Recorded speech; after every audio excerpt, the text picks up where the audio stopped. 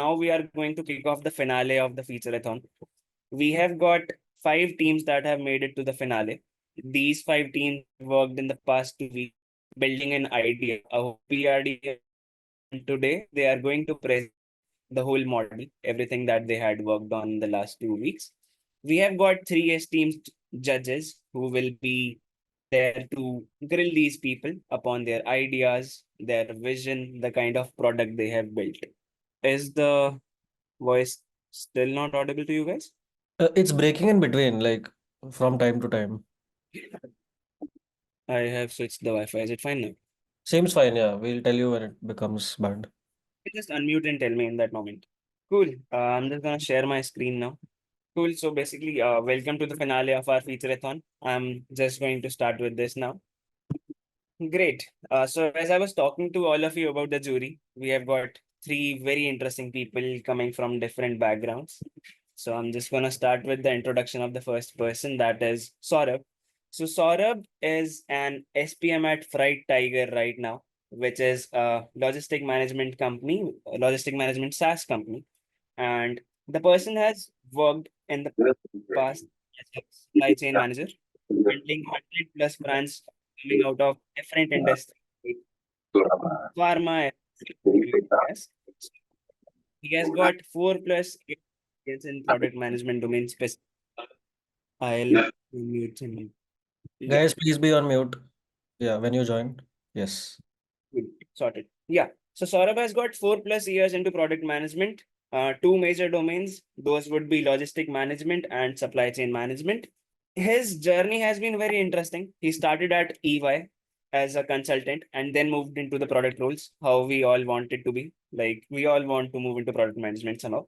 So yeah, if I think Saurabh is here and he can also tell you some bits about himself. So Saurabh, if you can unmute yourself and tell more about yourself. I have given a basic introduction. You can tell a bit more. No, hi everyone, and thank you, Mayank. I think you covered it pretty well. But yeah, that's hi everyone. I'm Saurabh, and I am currently working as a senior product manager with Freight Tiger, which, as mentioned, is a logistics B2B SaaS company. Before that, again, I was working in the same supply chain domain, and I started my career as a management consultant with EY, again, supply chain. So it's been about 9 years that I've worked on supply chain. And yeah, I think it's quite an interesting journey. The overall layout has been the same, where you look at the problem statement and you try to solve it for your customers, users, whosoever you want to call it.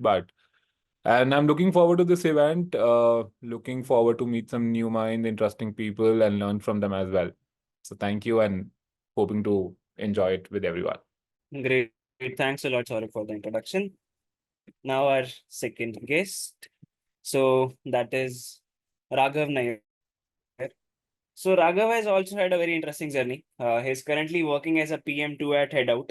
Has worked in very diverse set of companies. Has worked at CureFit, which was the health tech side of CultFit, and Dream11 as well. So pretty interesting journey this person comes with. As a background, he was a software engineer at PayPal to start with, and recently he had also completed his masters from ISB. So Raghav, would you like to go on and introduce yourself as well? Yeah, hey everyone, happy to be here. Um, I think it's covered pretty well here, but I'm a software engineer turned product manager. I've worked across multiple different startups and an MNC in my initial days, and don't have like I'm kind of a jack of all trades, just explored a lot of different domains, and I think I've now moved on to travel, which seems like a very interesting space. So looking forward to what that brings. But yeah, like Saurabh said, I'm also happy to be here. Being able to see what all you all have thought of and how you're going about it. So yeah, thanks for having me here. Great, thanks a lot, Raghav. And now the third jury person from the jury. So that's Atharv himself. So Atharv happens to be a close friend of mine and my boss at the same time. And he's a co-founder at Rethink Systems. Has spent a good amount of time in edtech domain. And the guy has done around 6, 7 internships back in college as well. So yeah, pretty interesting journey he has had. Now, yeah, definitely, Athar, you can go ahead and introduce yourself. Sure, thanks, Mayank. So yeah, again, as everybody said, super happy to be here and super happy to kind of interact with everybody on the submissions that they've made.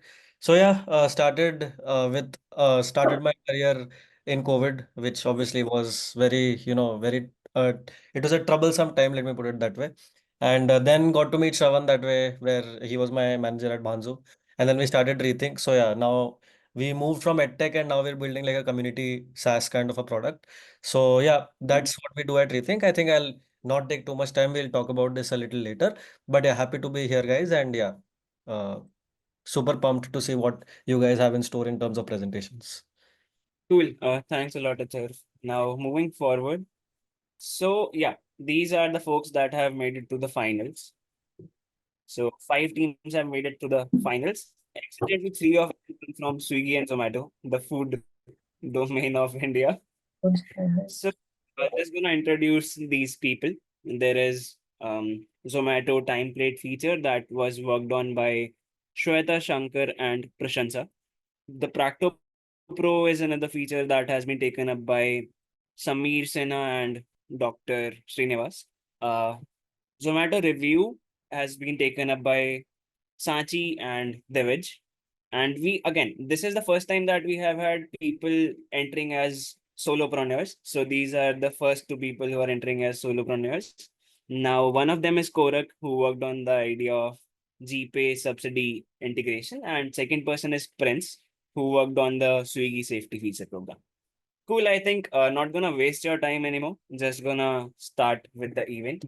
Now, which team goes first? Do we have any takers who want to present first? However, I do have a schema based on which you guys will be presenting, but is there anybody who wants to? Well, I think as I Yeah, you can go expected. next. Yeah, I can go. Oh, This is great man. Cool. You guys can start then. I otherwise had a randomized. Cool, sorted. So I'll just stop sharing my screen, Samir, and you can start sharing your screen now. Cool. let Your me know screen, when everybody can see my screen. it is visible. Okay. So, welcome everybody to this meeting. We are going to talk about this revenue feature of Practo Pro. This is prepared by me, Sameer Sinha, and my colleague, Dr. Srinivas. So this is the high-level agenda, which is the vision and mission statement, revenue feature. We are going to talk about user personas, requirement prioritization, business impact, UI design, project plan, and action.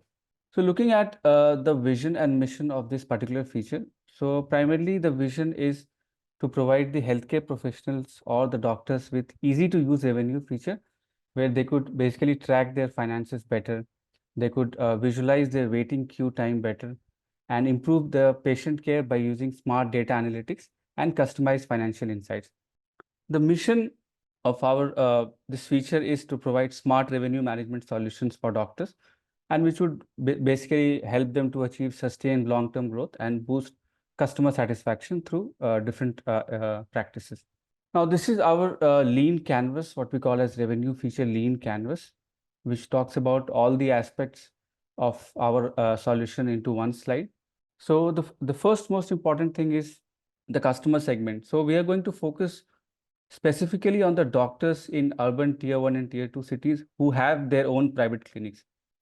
And because their focus is on revenue generation and cost reduction for their own private clinics.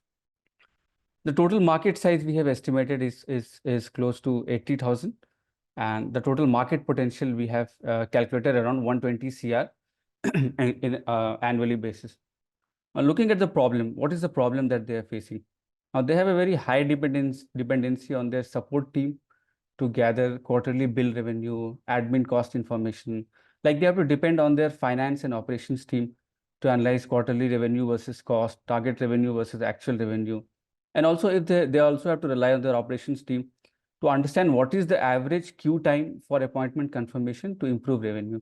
Like if they, based on tracking this, they see that there's a lot of dissatisfaction among patients if they don't get appointment confirmation within time, and that is in a way impacting their revenue. What is the high level solution? We're going to talk about solution in much detail, but at a high level, we are trying to pitch in a revenue analytics dashboard within the app that would help them visualize their bill revenue, admin cost, appointment count, and other details. Another very key solution is the automated email app and SMS alerts and notifications that would be sent to the doctors in case when they achieve their revenue milestones or whenever there is some unusual spikes in or drops in revenue and cost. It would have again a real-time data sync with backend DB with a refresh time of less than 10 seconds and an audit trail for accessing users that are accessing the revenue and cost details. The value proposition, again, it would help to manage and optimize financial operations and provide a snapshot of their financial tracking and would also help them improve their operational efficiency through average queue time tracking. Now, what is the unfair advantage that this particular app has? Now, the unfair advantage or the unique advantage that no other apps in the market provide is the alert notification to doctors whenever there is a variance of plus minus 20% in bill revenue and cost. And there's no other app which provides a monthly or a quarterly queue stats for what is the waiting time for appointment confirmation. Now, the key metrics we are looking at is percentage increase in daily active users once they adopt the revenue feature. What is the DAU in the first quarter, increase in DAU in the first quarter? What is the percentage increase in existing users who start using the revenue feature within the first quarter? What is the session time spent on the revenue feature once this app is brought into the market? And what is the yearly increase in ARPU post the implementation of this feature? And obviously, in the end, based on user feedback, we would want to know the net promoter score, whether we are having a positive net promoter score, whether it is greater than 30 and greater than 50 would be a good target for us. The cost structure again is pretty straightforward. The customer acquisition cost, the research cost, secondary research cost, infrastructure setup, and etc. Now, how we are going to generate the revenue? The revenue would be generated again through the premium subscription fee, because this would be a premium feature which would be accessed by the doctors, and they'll have to pay a premium amount, a yearly premium amount for this. Then we would pitch in advertising and sponsored content from third-party vendors and other financial products and service within the app. Then there would be some transaction fees for sending SMS alerts for unusual revenue and cost variations. Now, looking at the user persona, so what we did, we interviewed 3 different doctors and we tried to understand their pain points. So primarily there were dependencies on the support team for different aspects.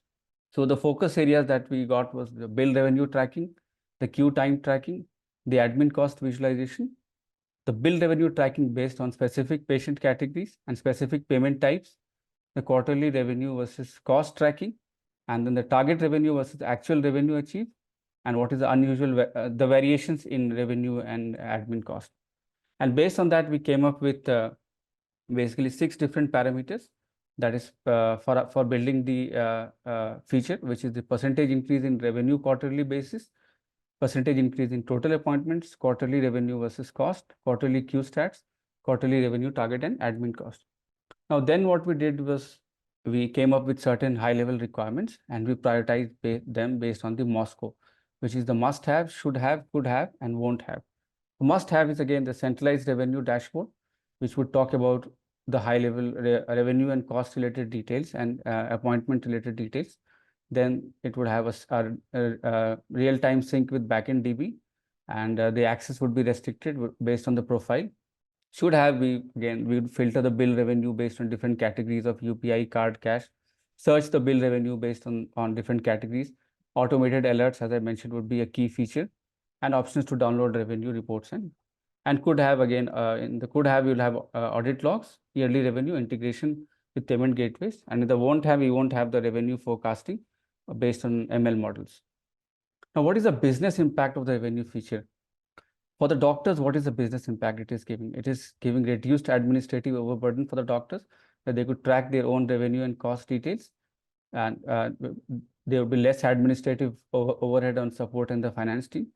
This would lead to improved decision making by analyzing the cost bleeding elements, that is basically depleting their increasing their cost in the operations.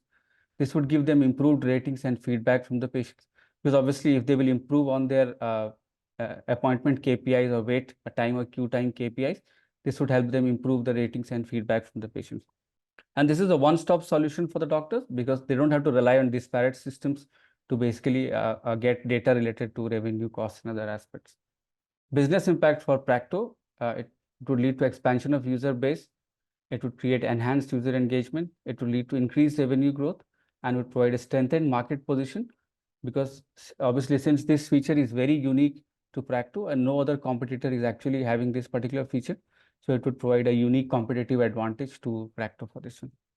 Now then we did the impact versus effort analysis of the requirements. We divided all the requirements in the order of impact, which is low, medium, high, and what is the effort in the development. And based on the based on this these categories, we came up with the prioritization order 1, 2, 3. That which one we would be taking for MVP, and which one we would be taking in the order, with 1 being the highest priority. Then this is a typical user journey. I'll not go into much detail in the interest of time, where how the user navigates to the app. Coming quickly to the UI design screen. So this is how the screen looks like. Once the user logs into the app, he goes to the home screen and he sees what is the percentage increase in total and completed appointments from last quarter. What is the decrease in cancelled appointments from last quarter? What is the percentage increase in revenue and the revenue generated from last quarter? What is the total cancelled appointments? And here at the bottom, we are going to see the quarterly Q stats for waiting time for appointment confirmation, like for in-person, for voice, or for video consultation. And then we have the quarterly revenue versus cost chart variation. And once the user clicks on this appointment section, he gets a small pop-up which talks about the new, recurring, and the inactive patients, the patients who are inactive, the patients who have newly created the appointment, the patients who are basically recurring or the repeat appointment. Now, once the doctor navigates to the revenue tab, he sees other details or other aspects of revenue. For example, he sees the total number of appointments for the year. He could see the bill revenue that is generated. He could see the cost spent. He could see the revenue target, and he could see a chart, a quarterly basis, what was the target revenue and what is the revenue achieved. And once the user clicks on the bill revenue section, then he sees the details of the appointment and the fees that is collected and based on the payment type. And he could filter based on the payment type and patient name and search based on the patient name. Now I'll hand over to my friend Srinivas to talk about project plan and GTM approach and the feature roadmap. Srinivas, over to you. Hey, I Thank you, think Samir. so. Thanks for pausing Sorry, you. man. So you guys had 10 minutes. We are over 10 minutes now. So we will have to stop here. Most of the things that you said were very much understood. Now I think we should go to the questions. You just show the slides, the remaining slides that are there quickly, Yeah, and so sure. start with the. So we prepared this project plan, GTM approach, feature roadmap based on the project plan. And then this is the comparative analysis slide that we did for the different competitors. We analyzed that there are limited revenue features for the different competitors. Yeah. So these are the 3 slides we wanted to show. Cool, sorted. I mean, they will be able to understand it. Cool. You guys can start with the questions, the jury. Hey guys, great presentation. I think really well structured. I just have one question along the lines of the problem. So you said that you're looking at tier 2, tier 3 cities, and you came up with tier 1 and tier 2 cities and private clinics. So what I wanted to understand is that your solution, it's built on Practo. So all your revenue estimates or whatever you can do will mostly apply only to consultations that come via Practo. Exactly. Yes. So do you have any ideas to for let's say tier 1, tier 2 doctors, how big of a portion does this make up? And is there a way for, let's say you have a lot of walk-in consultations or people who might just come into the clinic without a booking or without a Practo booking. So, how does that play together and how are you going to integrate the revenue, the cash payments from there to build a bigger solution? If I understand your question correctly, I think your main focus or the focus of the question is on the walk-in patients. How are we going to basically incorporate them into our broader scope? Because since now, yeah. So as of now, I think obviously the focus is on the the booking with the Practo app. But as part of the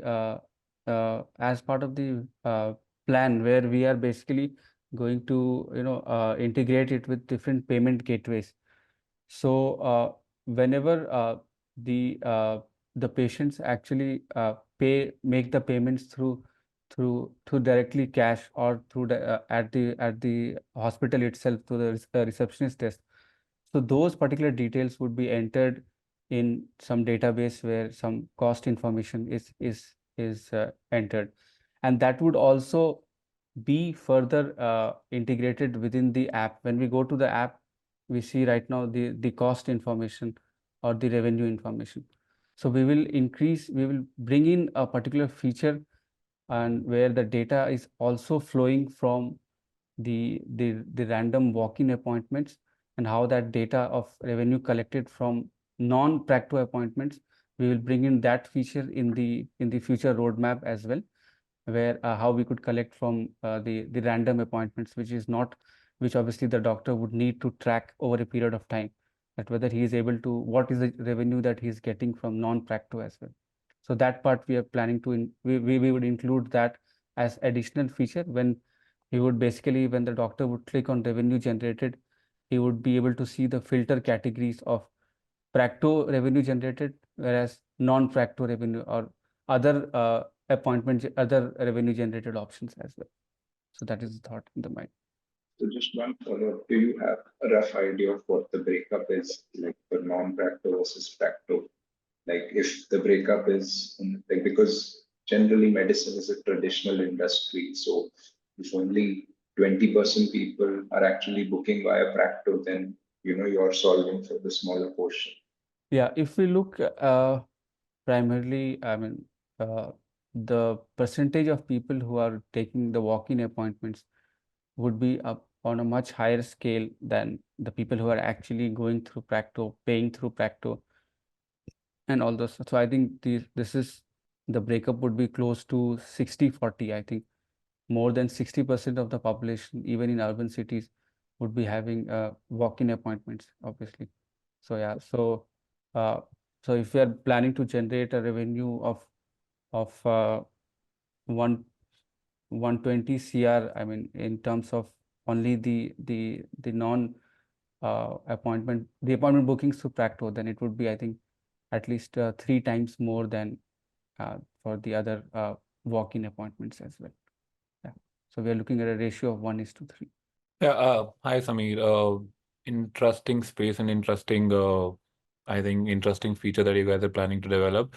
I have few questions on understanding the problem statement better that you guys have mentioned, and then one or two details that I saw in the overall presentation. But to start with, so we are trying to solve the problem where we're trying to give the visibility or a one-stop solution where they can analyze their revenue data, look at all the probably one or two performance metrics in terms of average queue time. But how I want to understand how big this problem is for the doctors, how much time they're currently spending on getting this data, right? And I'm assuming because you're trying to digitize it, it's manually done as of now, but how much time they're currently spending on it? Like doctors are primarily, I think, involved in the patient consultations and all these aspects. So obviously they would not, in the middle of the, I mean, schedules, they would not obviously go ahead and consult their finance team and operations team to know their target. So mostly in a span of a 2 week span, or probably in a month, they would actually have separate dedicated meetings with these teams to analyze the revenue and aspect. So it is not more than on a monthly basis. They won't be able to get this information. So we are saying that probably they'll be looking at this data every month, once a month or maybe twice a month. Yeah, they would have a meeting on this one. I mean, yeah, once a month they would have a meeting on this one. Yes, Samir. The industry standard is generally they review once in a month with the admin team or supporting staff. Because for the Practo users, they have separate EMRs. Those are called electronic medical records. So they use that. So along with the Practo application, the EMR data and revenue metrics. So generally they review in a monthly basis. Got it. But this solutions gives them like a real-time handy information, as and when they want to look into the data, they can look into it without depending on the admin or the staff. Okay, got it. One more point I wanted to add was like they would not be, I mean, they have certain revenue targets. They would not want to be bothered about how much percentage they have completed. Just go and check with the support team that what is the percentage I am remaining, what is the percentage I have to achieve more. So if they get this data directly in the app, so they would be more, I mean, they would have more handy information at their hand and have less dependency. Okay. And then, Samir and Srinivas, I look at two more things that I want to understand is, like you guys mentioned, all the payment data that you're planning to get in this feature is from your payment integrations, right? With third-party aggregators. So I just want to understand why then Practo, because it's data that you'll get anywhere. So why are you choosing Practo as a platform to build this feature on? You can get this. So at the end, Practo is not giving you any data, right? Or are we getting any data from Practo also? No, we will plan to get the data from Practo as well, because again, we will show them the value of this feature, and then obviously we would have the contractual guidelines and everything, the compliance and the data security SOPs signed with them, so they would be able to share the data with us. Okay, okay. And my last question is, I'm getting into a bit of the detail. I saw that you guys have mentioned that the DB will have a refresh time of 10 seconds, and later on you said 6 seconds. Yeah, that was a typing mistake.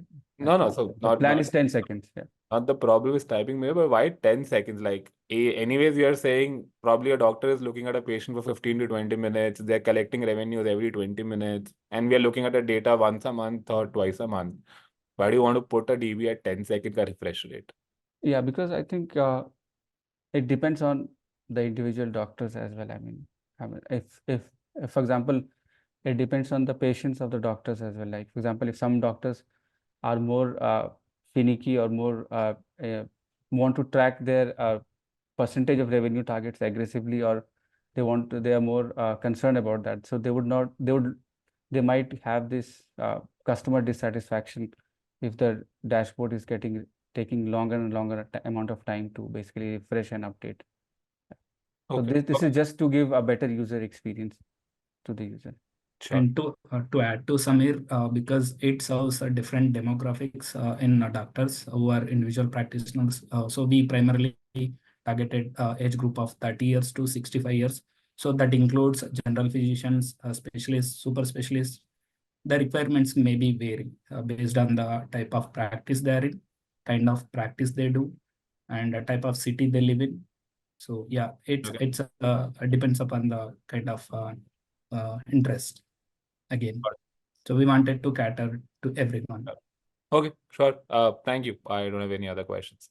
Sure. Thanks. So great presentation, guys. I think I love the depth of the entire clinic side of things that you've covered. Like, not an expert in this, but I could understand like what you guys are talking about. I think one thing which Saurav was also talking about, which is the refresh rate.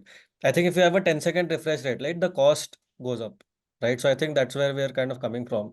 To optimize cost, it would probably make sense to keep it maybe slightly higher, or you can say if it makes sense to keep it on demand where people click on a button and then it happens that way. So we can figure that out. But anyways, my questions are slightly different.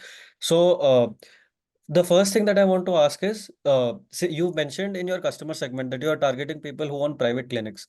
Are we assuming that everybody who owns a private clinic there's only one doctor in that clinic, or what is the average number of doctors that would be there across every clinic? Do we have some stats on that? So we have not gone into that depth, but typically I think if there is a collaboration as well between multi-specialty doctors, like for example, orthopedics, general physician, and other practices.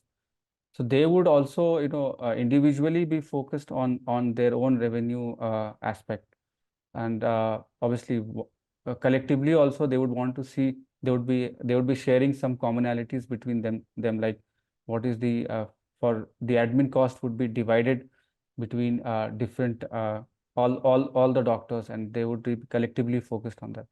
Right. But yeah. So So we where are I'm not coming gone to that detail, but yeah, but that is something that we need to consider going forward, like how we are going to divide the admin cost between if it is a multi-speciality center. Makes sense. So actually, where I'm coming from is if there's one doctor, you can have one kind of dashboard, right? Because that doctor can say everything.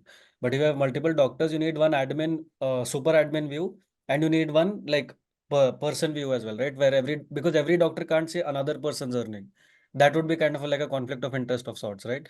So you'll need like a super admin view, you'll need an admin view that creates more Yeah, complexity. we have in the FRD document we had included when we were doing the user stories, we had included one specific user login as the admin login who would have Got it. access to the backend aspects and other things.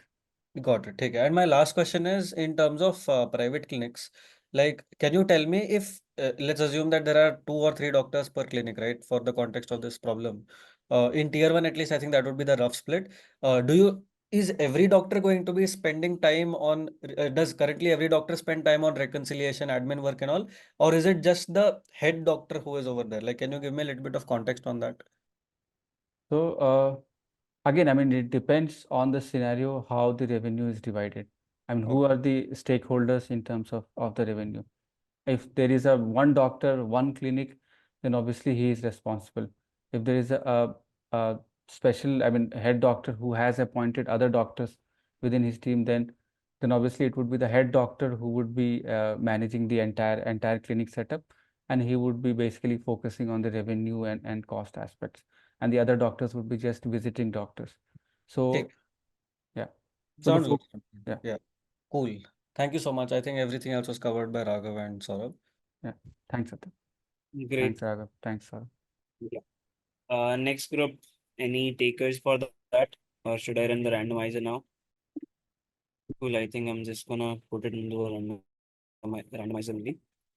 All right. So this is how it is going to go. The next group to present is going to be Zomato review system.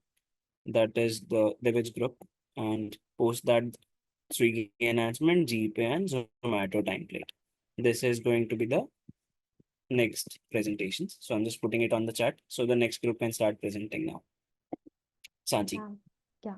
Hi, everyone. I'll just share my screen. Just a second.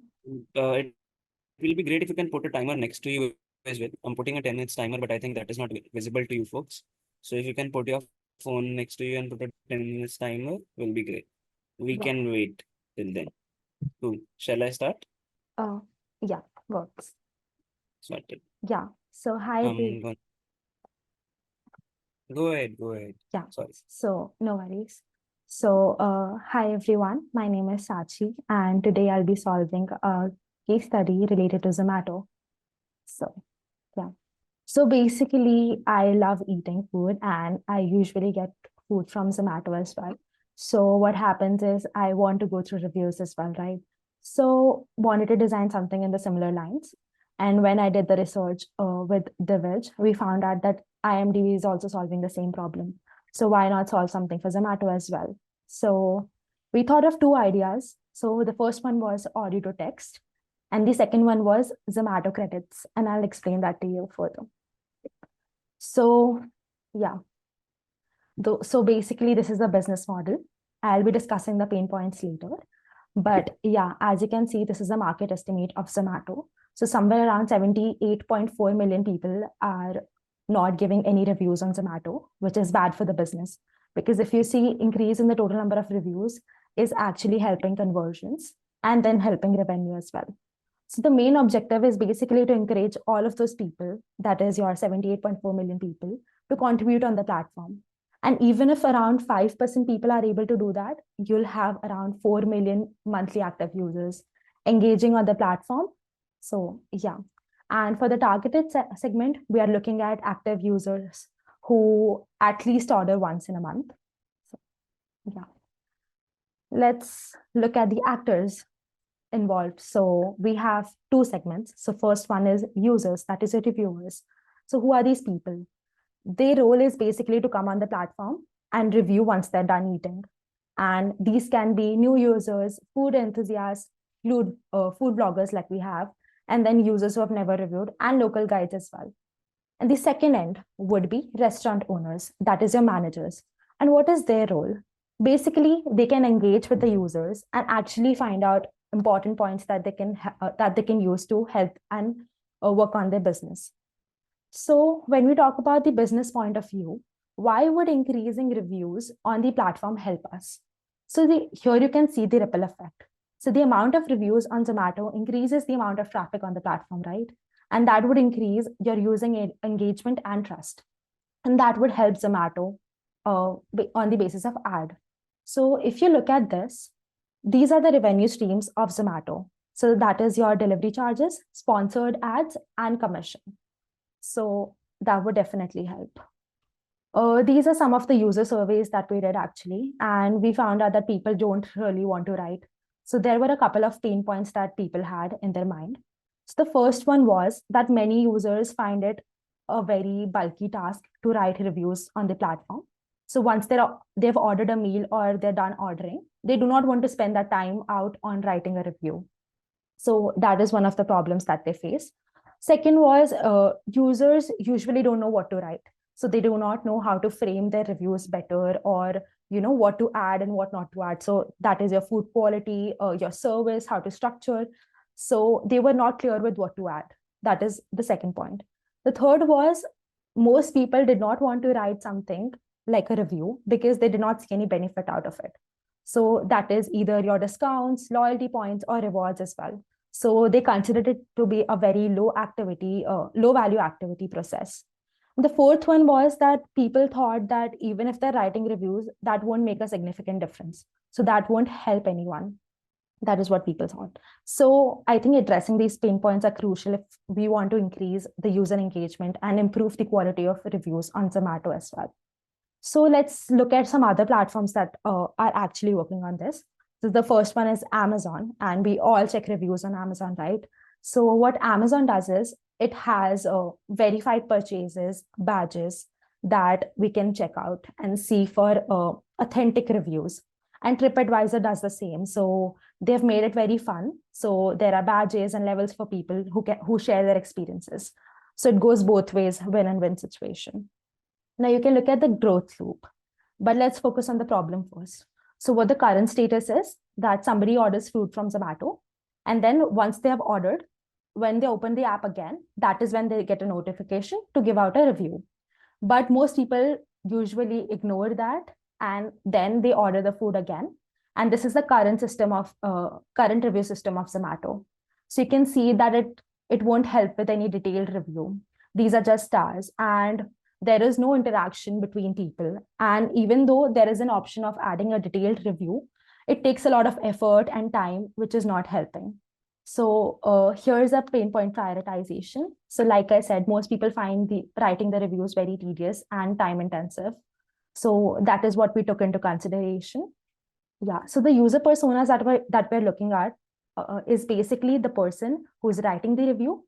And second one is a small restaurant owner. Now, how is it helping both of these people? Somebody who wants to write a review would either want incentives or at least would want the process to be less tedious. And how would it help a small restaurant owner? Because that would help them get steady flows of reviews, which will impact their visibility and the ability to attract new customers, right? And a lot of times what happens is even if people are dropping in reviews, they lack depth and actionable insights. So you can't give much out of it. So this is a real problem that we're solving. So the first feature that we thought of was a voice to text review. So what is it? Basically, you'll get a couple of prompts, very simple prompts that I'll be showing you in my prototypes as well. And you can join in and basically either give out your speech, and that will be converted to text, which is editable, by the way, or you can simply type out whatever answers you have. Now, how does it help? It basically simplifies the process because the user doesn't have to think a lot, right? They only have to speak. Second would be they have guided prompts. So basically it eliminates guesswork. And third, it would enhance the efficiency of a person as well. So yeah, that is one of the things that we thought of. The second would be Zomato credits. Now this solves the purpose of incentives. Now users will earn Zomato credits once their review is verified. Only if the review is verified, they'll get credits, and they can redeem that basically on Zomato or Blinkit. So there will be 3 tiers that we thought of, that is bronze, silver, and gold. And yeah, I think we have less time. So, and yeah, these are the metrics and pitfall that we thought of. So basically, to give you an example, suppose somebody has collected around 150 coins, right? So they could potentially use 15 rupees they could potentially get 15 rupees off on either Zomato order or a small fee discount on Blinkit. Yeah, so basically these are the pitfalls and mitigations that we thought of. Yeah, just a second, I'll show you my prototype as well. Can you still see the screen? Yeah, it was. Yeah, just give me a second. Can you see the Figma screen? Yeah. However, the prototype is not there loaded yet, if I'm not wrong. Yeah, it's just college internet. Yeah, it's Yeah, that. yeah. So this is the basic layout wherein you give your OTP, and then I think I'll eat something healthy. So you go here and then plant protein bowl, maybe, and we can add in mushrooms as well. So yeah, once that is done, we can view cart. And if you look closely, you'll have your Zomato credits here, as well as your review instructions. So how is the review process going to look like? How will the reviews be verified as well? So you have all those details. And once you place the order, just a second. Once you place the order, you'll get something like this, which Zomato already has. But once you click on it, this is a detailed review, right? So here you can either select the audio option or text version. Let's start. Here are all the instructions. So once you enable your voice recorder, you'll have all of your prompts here. And like you see, it's editable, sorry. So yeah, these are all your prompts. That is your upcoming questions. And we've tried to keep it as minimal and short as possible. Yeah. And once you're done with your prompts, once you've submitted a review, it will be checked thoroughly for language correction and all of that. And then the Zomato credits will be displayed to you. So all in all, we thought of this because I think this will transform the review process and yeah, make people's lives easier. And this can help small business owners, especially because they can actually take insights and work on the business. Thank you. Great. So yeah, we just had 10 minutes sorted. You guys did it in time. Good job on that thing. Yeah, questions. Yeah, I think we'll go in the same order. Raghav, Saurabh, and then I'll go last. Yeah. One of you has questions, you can go ahead. Okay. So I have a question. So I'll go first. Saurabh, you can go after me. Yeah. So my question is, in the credit-based system, have you thought of like the conversions and everything that are going to happen over there? Like, let's say that you're saying that I'm going to get 75 credits off of giving a review, right? What do those 75 credits mean in the Zomato ecosystem? Is there some discount that you're planning to give, or is it just, you know, or are you going to like let people kind of take it out from the Zomato ecosystem as, like refunds or something? Or how exactly have you thought of the entire credit system? Can you go a little deep into that? Sure, because I didn't have much time, so I couldn't go on that. So basically, we do have a sort of a smaller system in a basic system in place. So that is somewhere around 15 detailed reviews, and then you'll start getting your points. So you can start accumulating your points, and that can vary, of course. But we thought of having different tiers, and once you've credited, like you got like 150 points, right? So you can either avail those on Zomato itself. So that is on the basis of regular discounts. And the other one is on Blinkit. So like you can even merge Blinkit and Zomato. So that will help in engagement on both the platforms. So that is one of the things that I thought of. Actually, Big Basket has something very similar. So once you have like a minimum credit, you get something for free. And so from that, we thought of this idea. Got it. And do these credits have multiple business models in them as well? So if you're giving like a review which is like a smallish review, then you get maybe a Coke in your next order which comes through Blinkit. But if you've given a really good review on a very high ticket item, or maybe you did like a 2,000 rupee order from one restaurant and you gave reviews on everything, so you pass on the incentive giving capability to the restaurant as well. Since this person has reviewed all of your things, maybe you tell them you should also pitch in and give a discount. Are you planning to do something like that as well? Like, what's the thought over there? Absolutely. So I think all the reviews can't be checked by humans. So mostly will be checked by AI only. But if the reviews are very long and detailed, which Zomato already has, so they have a lot of verified users already in place. So if the reviews are long enough and actually verified and give them insights, then we can definitely do that. And it's not basically that you'll get something off on the next order itself. You have to collect points to do that. So it's basically like a tracker, right? There is something on your mind, and it also gives you an incentive, because right now there is no reason for at least me to go out and give a review. But when I see that even I'm getting something in return and the other person, it's helping somebody else as well. So yeah. Got it. ठीक है. Great presentation, guys. I think I'm done with my questions. Yeah. Yeah, hi team. I think fairly detailed presentation and something that we can look at in a daily life. But couple of questions, team. I have one is related to any specific reason that you have divided the user persona into people like general people who are ordering it and the restaurant owners. Because when I was looking at it, I was looking at more like a behavioral problem, and I would want to like do it on a behavioral basis where different people have different motivations to do it. So any particular reason choosing that user persona identification or Yeah, Saurabh. Absolutely. So, yeah, Yeah, Divij, Sachi. go ahead. No, go ahead. Yeah. So, Saurabh, the basic reason is we just want to make you understand, like, from the user perspective, so we know, like, user wants to write or something. We want to show the comparison as well, ki who will be benefit from them. So the business small, because if you talk about McDonald's, Pizza Hut or something, reviews matter to them at a some point, but they already have a brand established, right? So small business owners, they had just started, get them deployed on Zomato or something. So they need reviews. The amount of reviews, if the quality and quantity of reviews are more, right? So it will help them to get their rank or something. I think Sanchi must have showed you the growth loop. So if the user comes from the restaurant, if they put a review, the searching algorithm and ranking increases for that particular restaurant. So that's why we just want to show you from the small business perspective as well, and for the normal user perspective as well. So yeah, that And was the also it covers the large businesses as well, because a lot of times if people even want to drop in complaints, they can't do that. So if there is like a fair communication, that would really help people. but on this Sachi and the way, you have mentioned that the reviews will be put by the restaurant owners themselves. Would that actually happen? No, no, it will be restaurant. done by users only. Yeah. It will be done by users only. Okay, I think then I would have misread it somewhere. I saw that the people who are putting reviews from the users that from their restaurant owners are putting reviews from their users. No, basically their role would be, if in case they get any review, they can reply to that.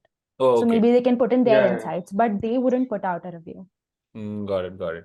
I mean, it would help them, right? Like they can actually think about it and actually put it into action, instead of just getting random reviews that they won't be able to use. Correct. Sure. Also, Tachi, the way I saw, obviously, one part that you tried to involve increasing motivation by providing those credits, and second, you were trying to simplify the process by voice to text. Yeah. Sometimes I think the one of the problem statement that I see, or especially with me, is I don't know what to write, right? Yeah. Are you guys also, have you guys also deep dived into helping the user in those yeah. aspects?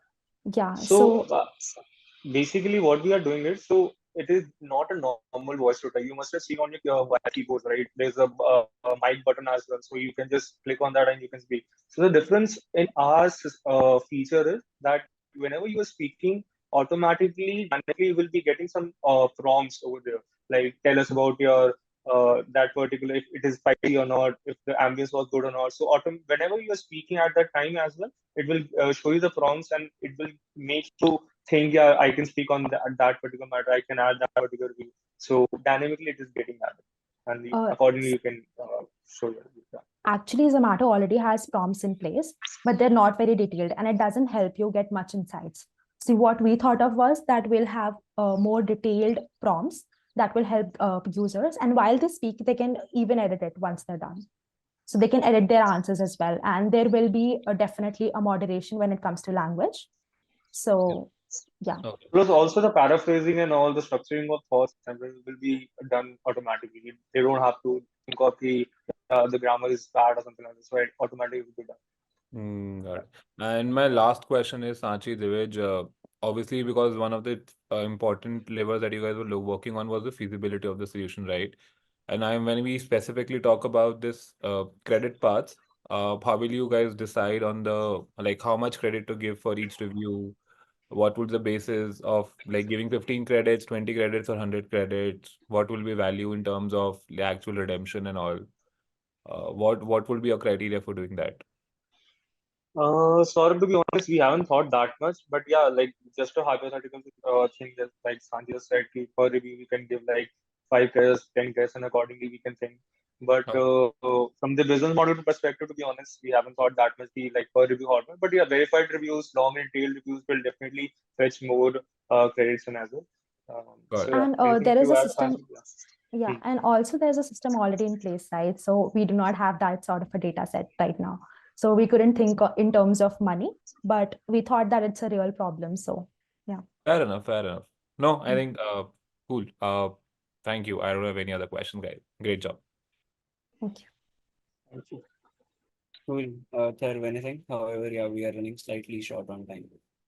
So we'll have to be. I think we can move. Raghav, if you have any questions, you can ask. Otherwise, we can move ahead. Take it. We can move ahead.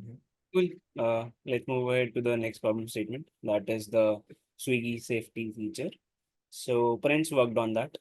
Prince, can you start sharing your screen? Yes, sir. Is my screen visible now? Yeah, it is visible now.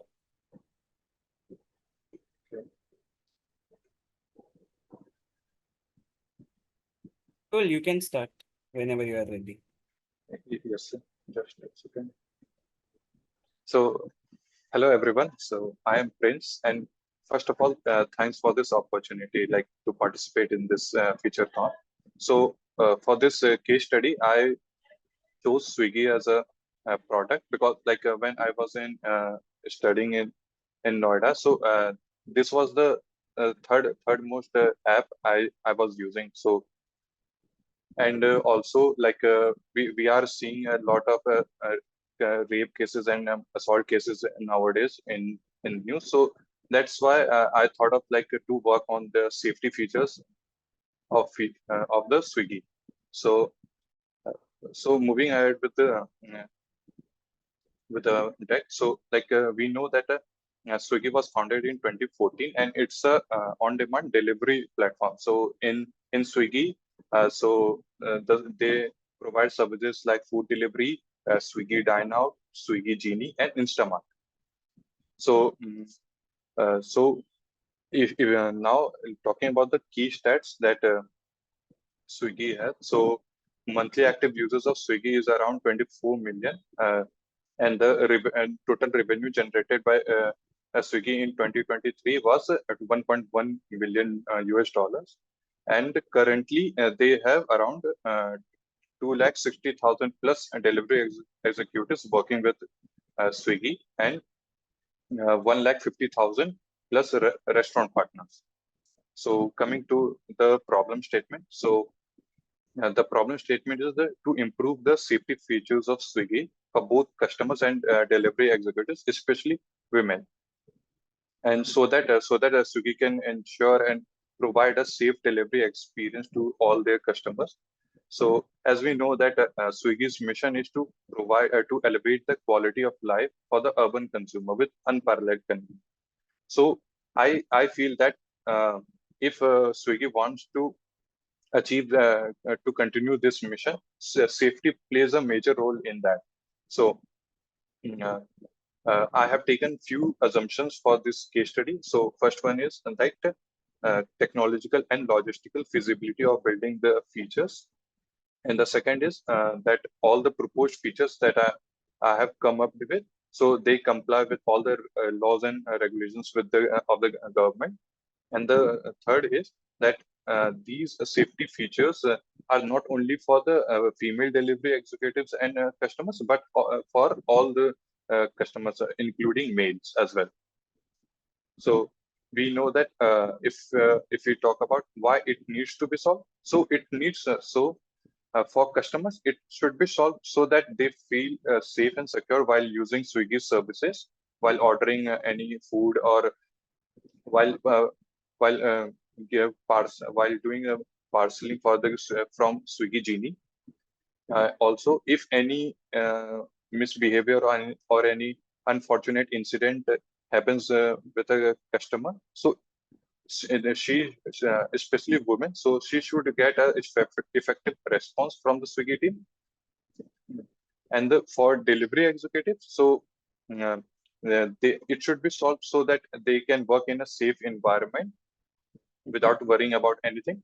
And we have seen a lot of news now in the past few months that delivery executives have been molested by customers for customers do not want to give and pay the money, or they just they just put false accusations on the delivery partners, and that creates a lot of ruckus in the whole delivery ecosystem.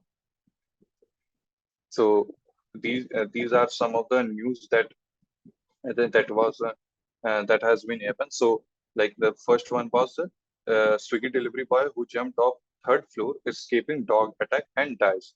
So so similar to that, there are many such cases we have seen in the news. And now coming to the user research. So I conducted a user survey of 15 respondents, and out of which 10 were female and 5 were male. So according to the user survey, so some of the insights I've listed down. So 60% of respondents said that they feel safe during using Swiggy services, and only 13.3% of participants felt a little unsafe. So we can say that most of the Swiggy users have no issues with the safety features of the Swiggy, and only a few cases have happened with a few customers. And the second insight is that 40% of participants strongly agree on the importance of contactless delivery, while only 6.7 consider it as less important. So when users were respondents were asked that have they ever encountered any delivery executives who have been impolite or made any inappropriate comments or gestures? So 86.7% of respondents said no. Yes, and 13.3% of no. And the second is, have you noticed an SOS button or any other safety feature on the app when ordered? So 67% of the respondents said notice no SOS button or any safety feature on the app. And only 20% of the people have noticed and have seen any safety feature on the app.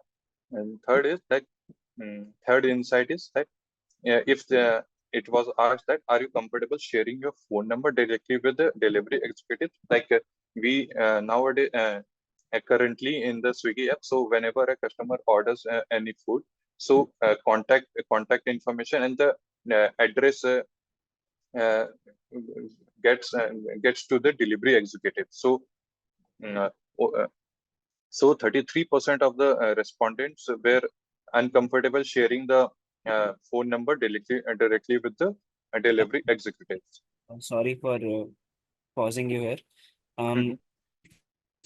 Move on towards the solution side of things. I think otherwise you might skip those things. So you have 3 minutes left. I have paused the timer. Move ahead. So it's Okay, going to okay. It'll be great if you move slightly quicker now. 3 minutes. Okay, so okay. So this is the market research. So online food delivery market is going to be around $1.92 trillion.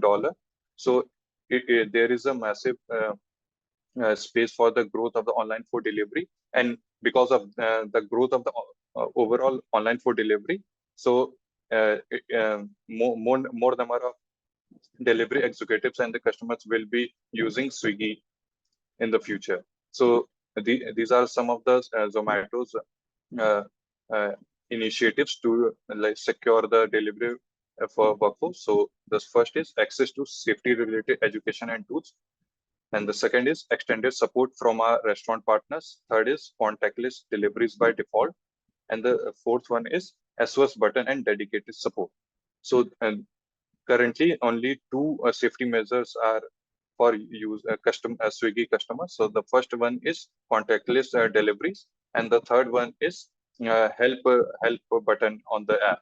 So from there, customer can raise a issue, and there is a and for delivery executives, currently they are having 3 safety measures. First one is virtual safety training modules, and the second one is that both female and male delivery partners can decline any order if they feel that that area is unsafe.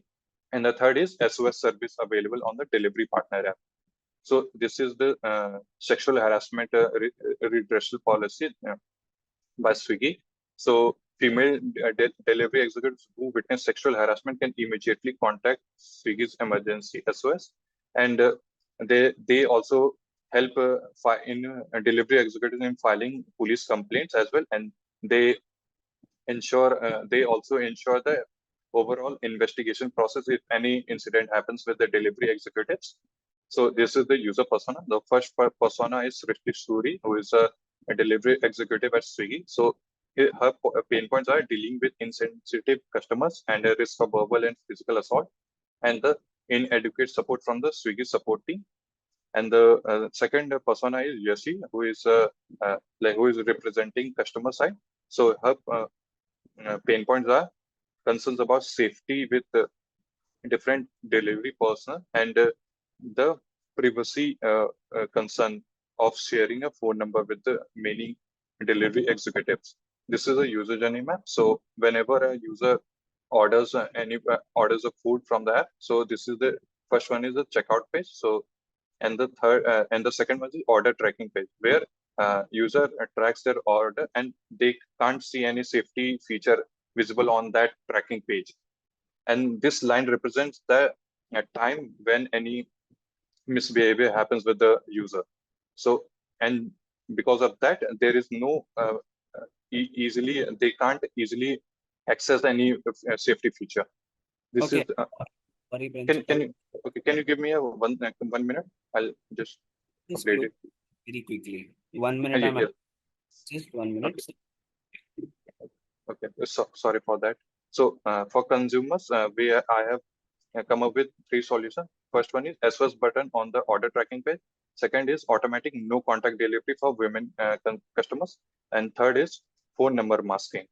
And for delivery executives, I have come up with 4 solutions. First one is safe zone identification, call recording, pet parent instruction button, and the last one is online awareness sessions. So this is the prioritization table. So for customers, so the most prioritized feature is phone number masking, and for delivery executives, a safe zone identification is the most prioritized solution for the first phase.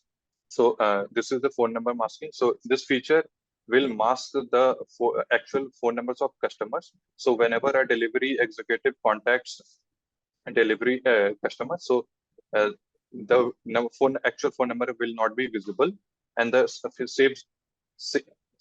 Okay. So I'll just go. I'll just share all the text. Okay. So this is the safe zone identification feature. This is the metrics. This is the product roadmap journey, and this is the GTM strategy. Understood. Cool. Thanks a lot. I mean, I loved it. Jury, your questions. Sure. Yeah, Raghav, go ahead. Yeah, hey Prince, I think a lot of thought gone into establishing the problems. So that was nice. Just if you could open the presentation a bit. I don't think you were able to capture a lot of the actual steps, but I think the first question I had was that phone number masking seems to be something that most of these companies already do.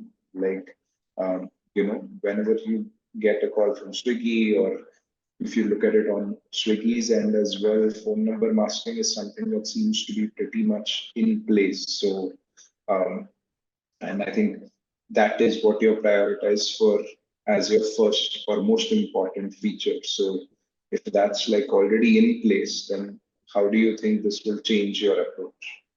Okay. So this feature I came up with from my personal experience. So on the Raksha Bandhan, so I actually ordered from Swiggy Instamart, and that time, so my actual number was shown in the delivery executive's phone number screen, and and the delivery executive's phone number was also visible to me. That's why I came up with this solution. Can you just go to the metrics slide as well? Okay.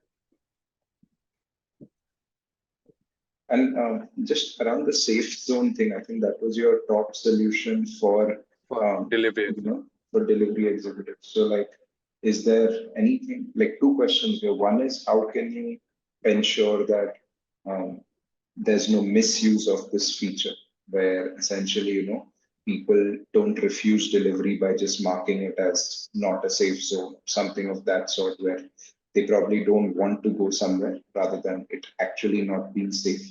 And like on similar lines, like what checks will be put on your end for this feature? Okay. So suppose any delivery executive has collected any order for customers, and let's say that delivery executive doesn't want to go to that place, and he alerts the safe zone identification alert button. So whenever such incident will happen, so area managers will be also included in that. So suppose if any delivery executives does on purpose, and if it is a serious matter, suppose then it will be users will be alerted that hey, your delivery executives have got into some incident, and because of that your order has to be cancelled. And at the meantime, so Swiggy customer support team and the area manager of and the manager who is working above that delivery executive, so both of them will be alerted about the use of this feature by the Ds, and they can then ensure that if they have done correctly or not. So mainly area managers will be playing a major role in that feature, for that feature. Hello, Oh, am yeah. I audible? Yeah, Saurabh, you can go ahead. Yeah, hi Prince. I think I really like the aesthetics of your presentation for sure. But I have a couple of questions on again, like one of the things that Raghav also mentioned, that you especially for features like these which are related to like safety, rather than only looking at the right usage, you need to identify where people are probably trying to misuse those features, right? So one is on this safe zone identification, how will you identify a safe zone? Like what will be your idea behind identifying or declaring a zone as a safe or unsafe zone? How will you get that data?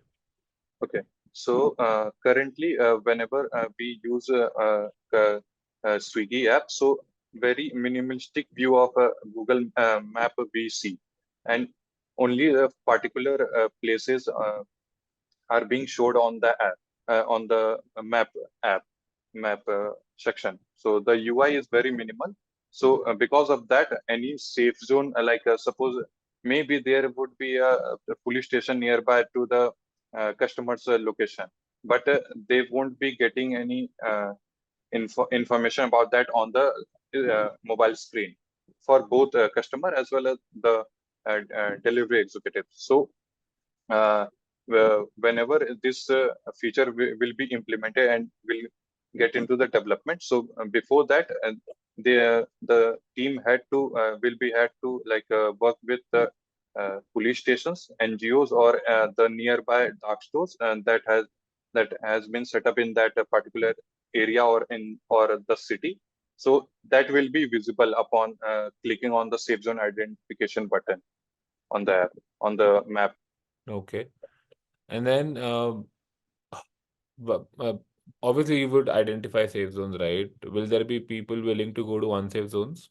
If you start giving people information on safe and unsafe zone, any delivery executive, will they be willing to go to unsafe zone? How will you? And obviously people will not be willing to go to unsafe zone. Then how will Swiggy use that as a metric to say कि यार अभी उधर तो deliveries are less now because people are not willing to go to unsafe zones? What will they do then? So we are not doing any research on that, if suppose that if that area is unsafe or not. So we are just doing that.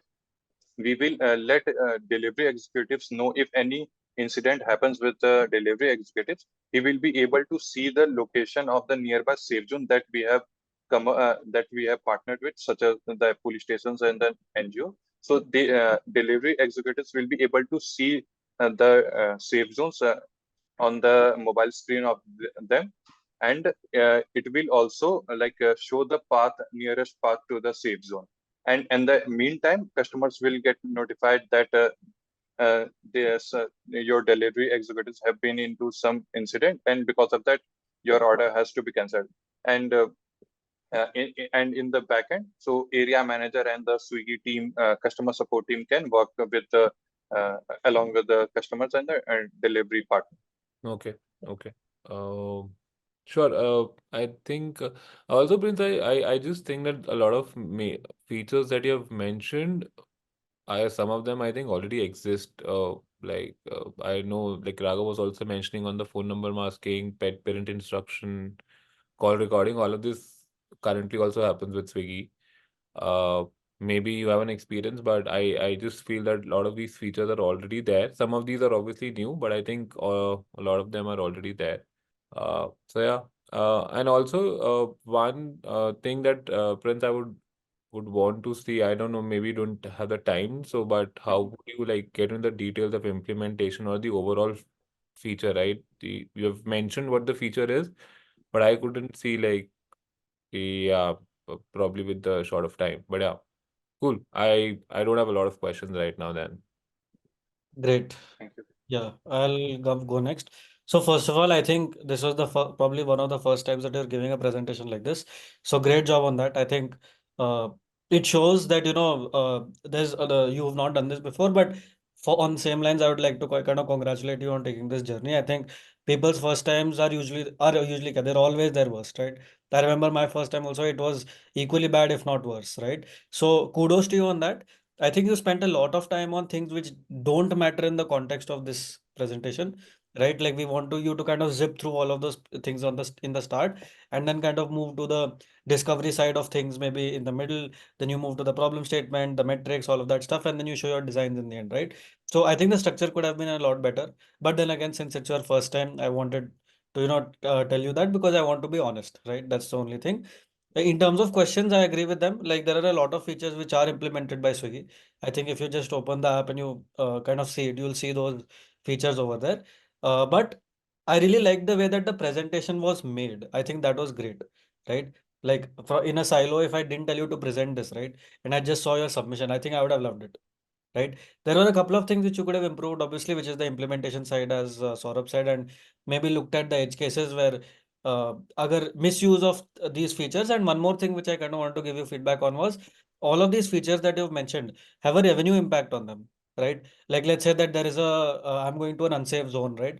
So people might say no to that, but Swiggy has a direct revenue impact on that, right? So how are you going to negate that revenue impact? Because if the revenue dips over here, it has to compensate somewhere else, either in terms of retention of your drivers, because drivers have a very high churn, right? Like all these blue collar workers, they have a very high churn. So if you can tell Swiggy that your churn is going to reduce if you do this, because that will give them more predictability on their supply side. So if you can tie back your loss of revenue to these things, right, then it makes sense. Otherwise, in a silo, it doesn't. Okay, because loss of revenue nobody would want, because at the end of the day, whatever features you're shipping, the product metrics don't matter if it is not bringing in business, right?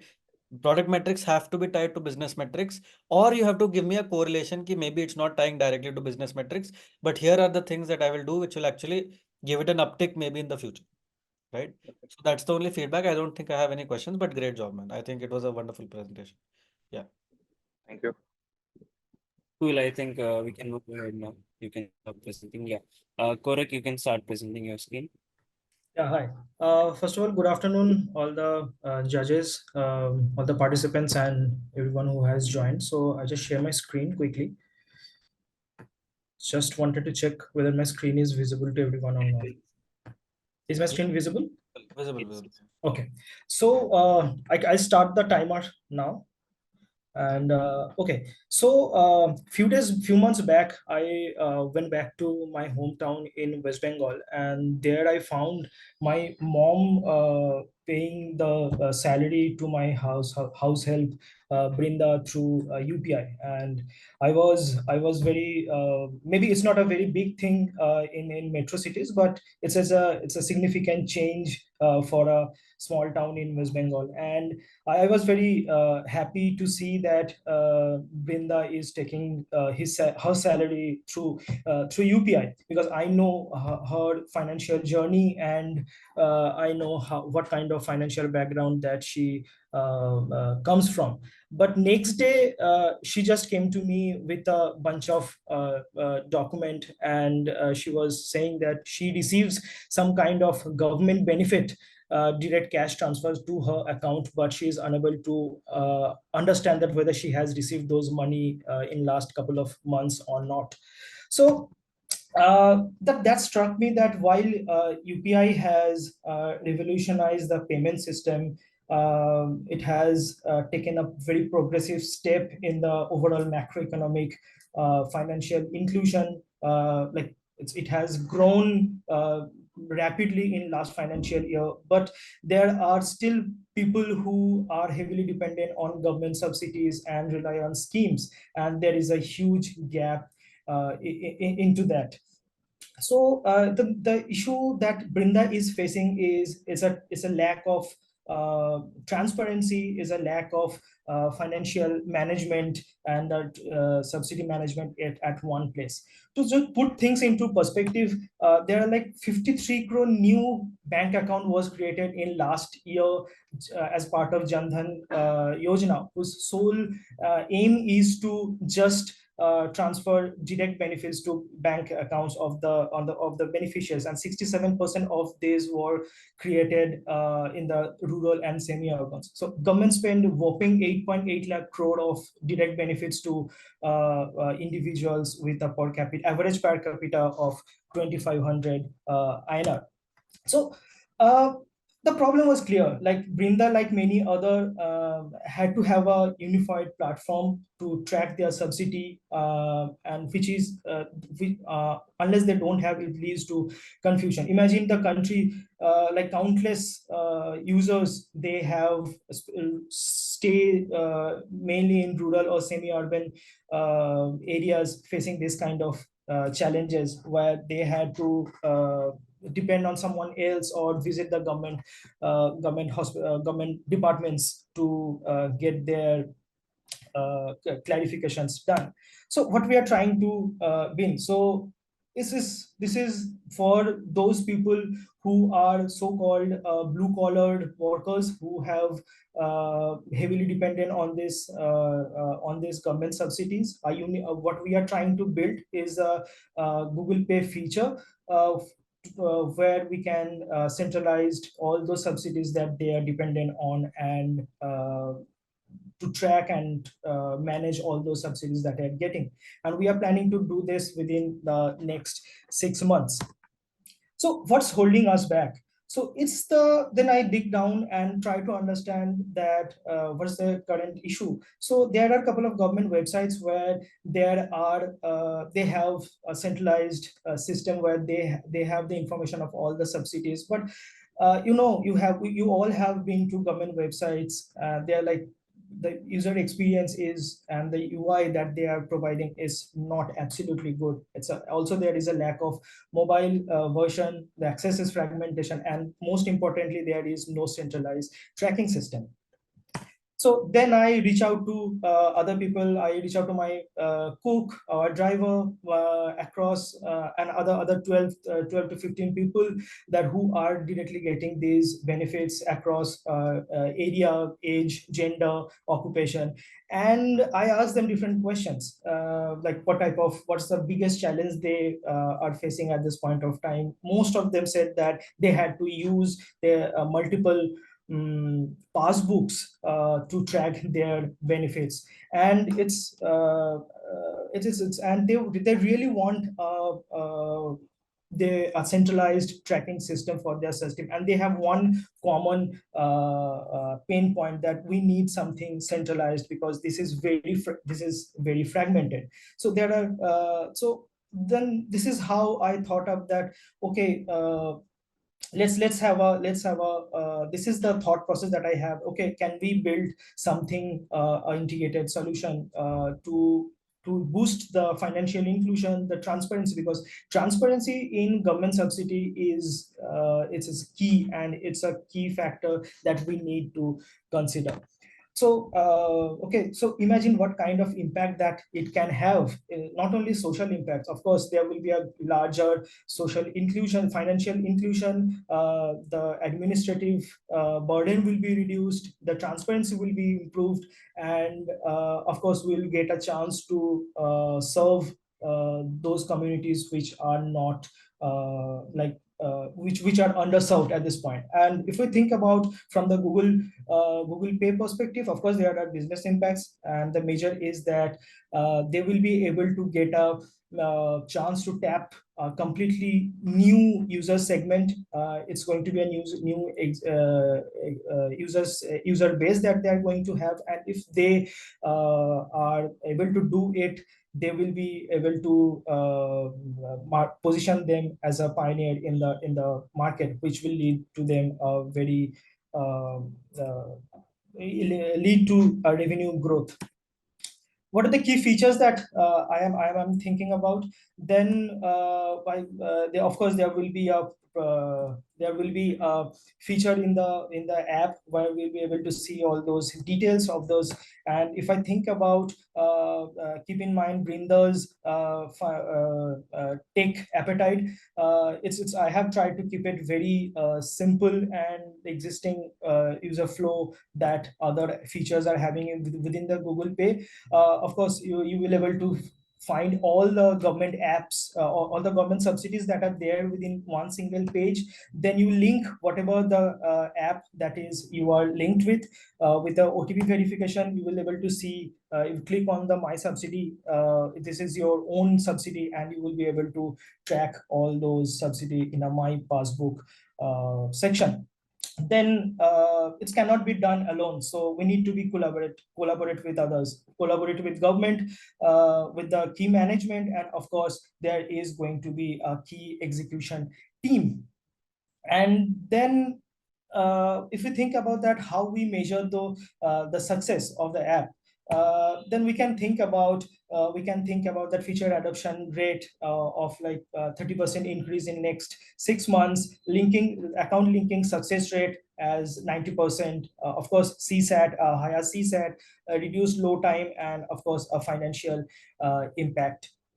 And then we can think about that how we are going to implement into a phase. So what's going to be my rollout plan? So we, of course, is going to be a phase out rollout plan, and it starts with a pilot launch with Punjab, Karnataka, and Gujarat. The reason I selected these states because it has higher per capita subsidy, and followed by as an expansion, the states that I have selected has it's from across India. And also it is very important to consider that these subsidies are very likely to be announced by government when there is an election.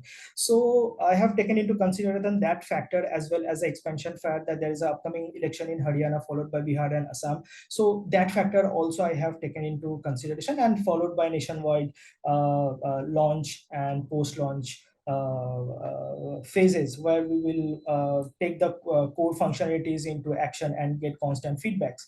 So how we are going to do this? It is going to be we are planning to what's going to be my strategy for this. Of course, we will run ads, we'll partner with government, engage local groups. We can start with training programs as our market strategy. Thinking about Brenda, what the problems that she could face. So of course there could be there could be problems, edge cases that she might face. There's a delay in update, whether she may be unable to find the button. This is very good. There's a very high chance that if someone is getting some subsidy and she is not getting, there's a high chance that she is thinking that why I'm not getting, and so give it a clear eligibility criteria that why she is not getting that particular subsidy.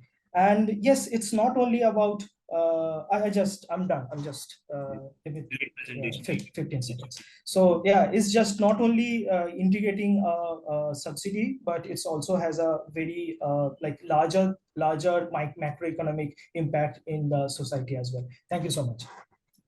Great presentation, man. Great presentation. I liked it. Thanks a lot. Awesome, man. Love the presentation. I Thank think, you so much. yeah, cool. So we'll move on to questions. So Saurabh and Raghav, if you guys have any questions. Right. I think a great presentation, and it's very well thought / unique use case. So I think appreciate that. Thank you so much. I think there's a lot of clarity throughout, so not too many questions along that. Right. What I am, just wanting to dig a little deeper into is the implementation timeline. Like, anything in general with like government bodies and building Right. certain platforms. Like, are you as of now aware as to, let's say, if you just consider your 3 pilot states, like whatever subsidies they launch, how technologically advanced are they setting up the infrastructure on the government side? All of that, will that take long? Like, I see you've done a good, you've done your rollout plan and your marketing and all, where the customer side of it is something you'll tackle. But Right. have you evaluated the feasibility from a government perspective in terms of how long it will take to get all this infrastructure up and working? So this to answer you this, that honestly speaking, I haven't taken into consideration that how long it's going to take. But one thing that I have researched and I found that these APIs are available. So you need to partner with the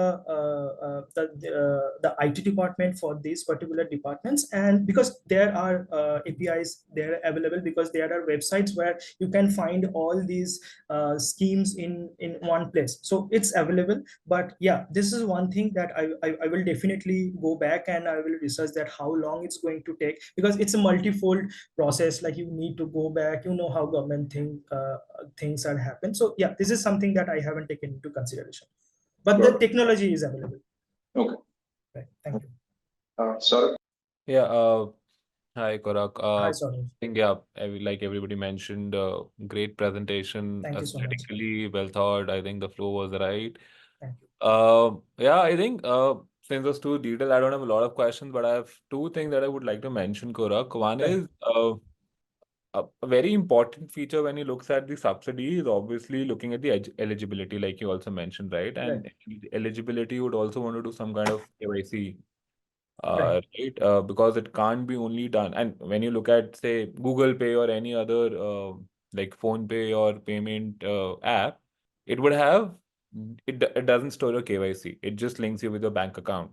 So have you thought about that as well on the KYC part? Because I didn't see in the overall part.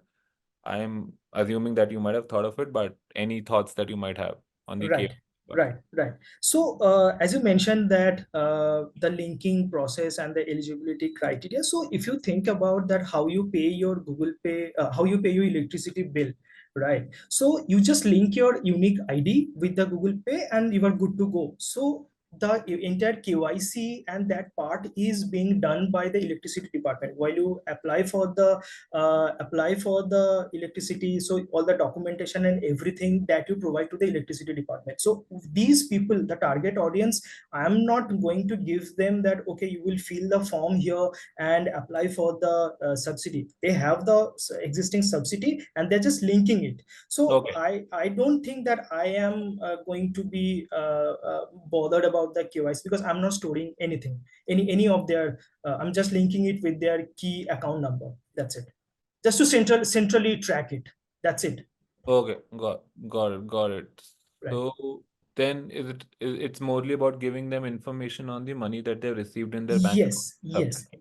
Yes. And in a centralized manner, because these people are having multiple subsidies in their accounts. Some like LPG, electricity, direct cash transfer, and they had to use multiple passbooks for that. Okay. Right. So it's just to view and just to manage all the subsidies in one single place. But then can't you get that information then from the bank rather than getting it from the subsidy? Yes. So there the problem is that then if you go to your bank and you update your passbook, it's very difficult for them to identify, okay, which amount is for which subsidy, right? Because there are like multiple transaction will be there, and you won't be able to get I mean, of course, the bank, if you update your bank passbook, definitely the information will be there, but it's very fragmented and it will be over informed. The information will be a lot, so it's not going to be just a target, okay, these are the information, these are the amounts that I have received just from my subsidy. So, and you will be able to see that, okay, subsidy wise tracking also. Say for example, there are many times happened that, okay, there are delay in subsidies, months for a particular subsidy. Bank account, you won't be able to, if you update your passbook, you won't be able to track that. I mean, you will, of course, you will be able to track it. It's going to be a lot of work. So if you, in this case, you just open to that particular subsidy and you will be able to see that, okay, my subsidy, my last subsidy was credited in month of May, and after that there is no subsidy accounted into my credited to my account. So it's a mode, it's a user experience will be better in this way, because we have to also think about the population that we are, the user that we are dealing with. So that's the idea behind it. Okay, got it. And also, Korak, have you heard of this app called Umang? Yes. Does that app has all this information already in terms of subsidies and everything? Yes, the Where it has the digital yes. cards and the passbooks also for each subsidy already Right, there? right. So Umang is more about giving you the eligibility criteria, how you can add that. So it's not very intuitive, and you won't be able to see that, okay, these are the all available subsidies. These are the subsidies that I am linked with, and of course the passbook is there, but it's not fragment. It's not categorized properly. I have Oh, seen the Umang UI. okay. Right. And also just to add on to this, also it's going to be easier if we integrate with an existing financial app. They're already using a financial app. Why to download one more app and do all this transaction? Anyway, they are doing it. They are using it, and there are features: electricity bill payment, society bill payment, fast tag. So all these features are there. Integrating features are there. So why not integrating in the same financial app? So yeah, thanks. Okay. Sure. No. Go. No. Thanks, Korak. I think that's all from my side. Okay, thank you so much, sir. Yeah. Cool. So no questions, Korak. I love the presentation. I think it kind of fits with Gpay's colors theme as well, right? So I Yeah. really love that. Thank So you, it sir. makes sense. It is very visually appealing to the eye. I think Right, it is explained very well, right, right? And the edge cases also you covered well. So I think great stuff on that. right. Thank you, Arthur. No questions, yeah. Okay, thank you so much. Thank you, everyone. Yeah. So guys, we have one more team. We'll just take 15 minutes more of your time if that's okay. And we'll just like to finish this as well. And then at the end, we'll take a group photo with everybody, right? Where I want everybody to have their cameras on so that we can, end this on a good note. But yeah, let's finish the first presentation and then like we'll talk about it. Yeah. So Mayank, on to you. Yeah, next group can start, I guess. Can share your screen. Hi, can you hear me? Yeah, you're audible. Okay, I'll share my screen.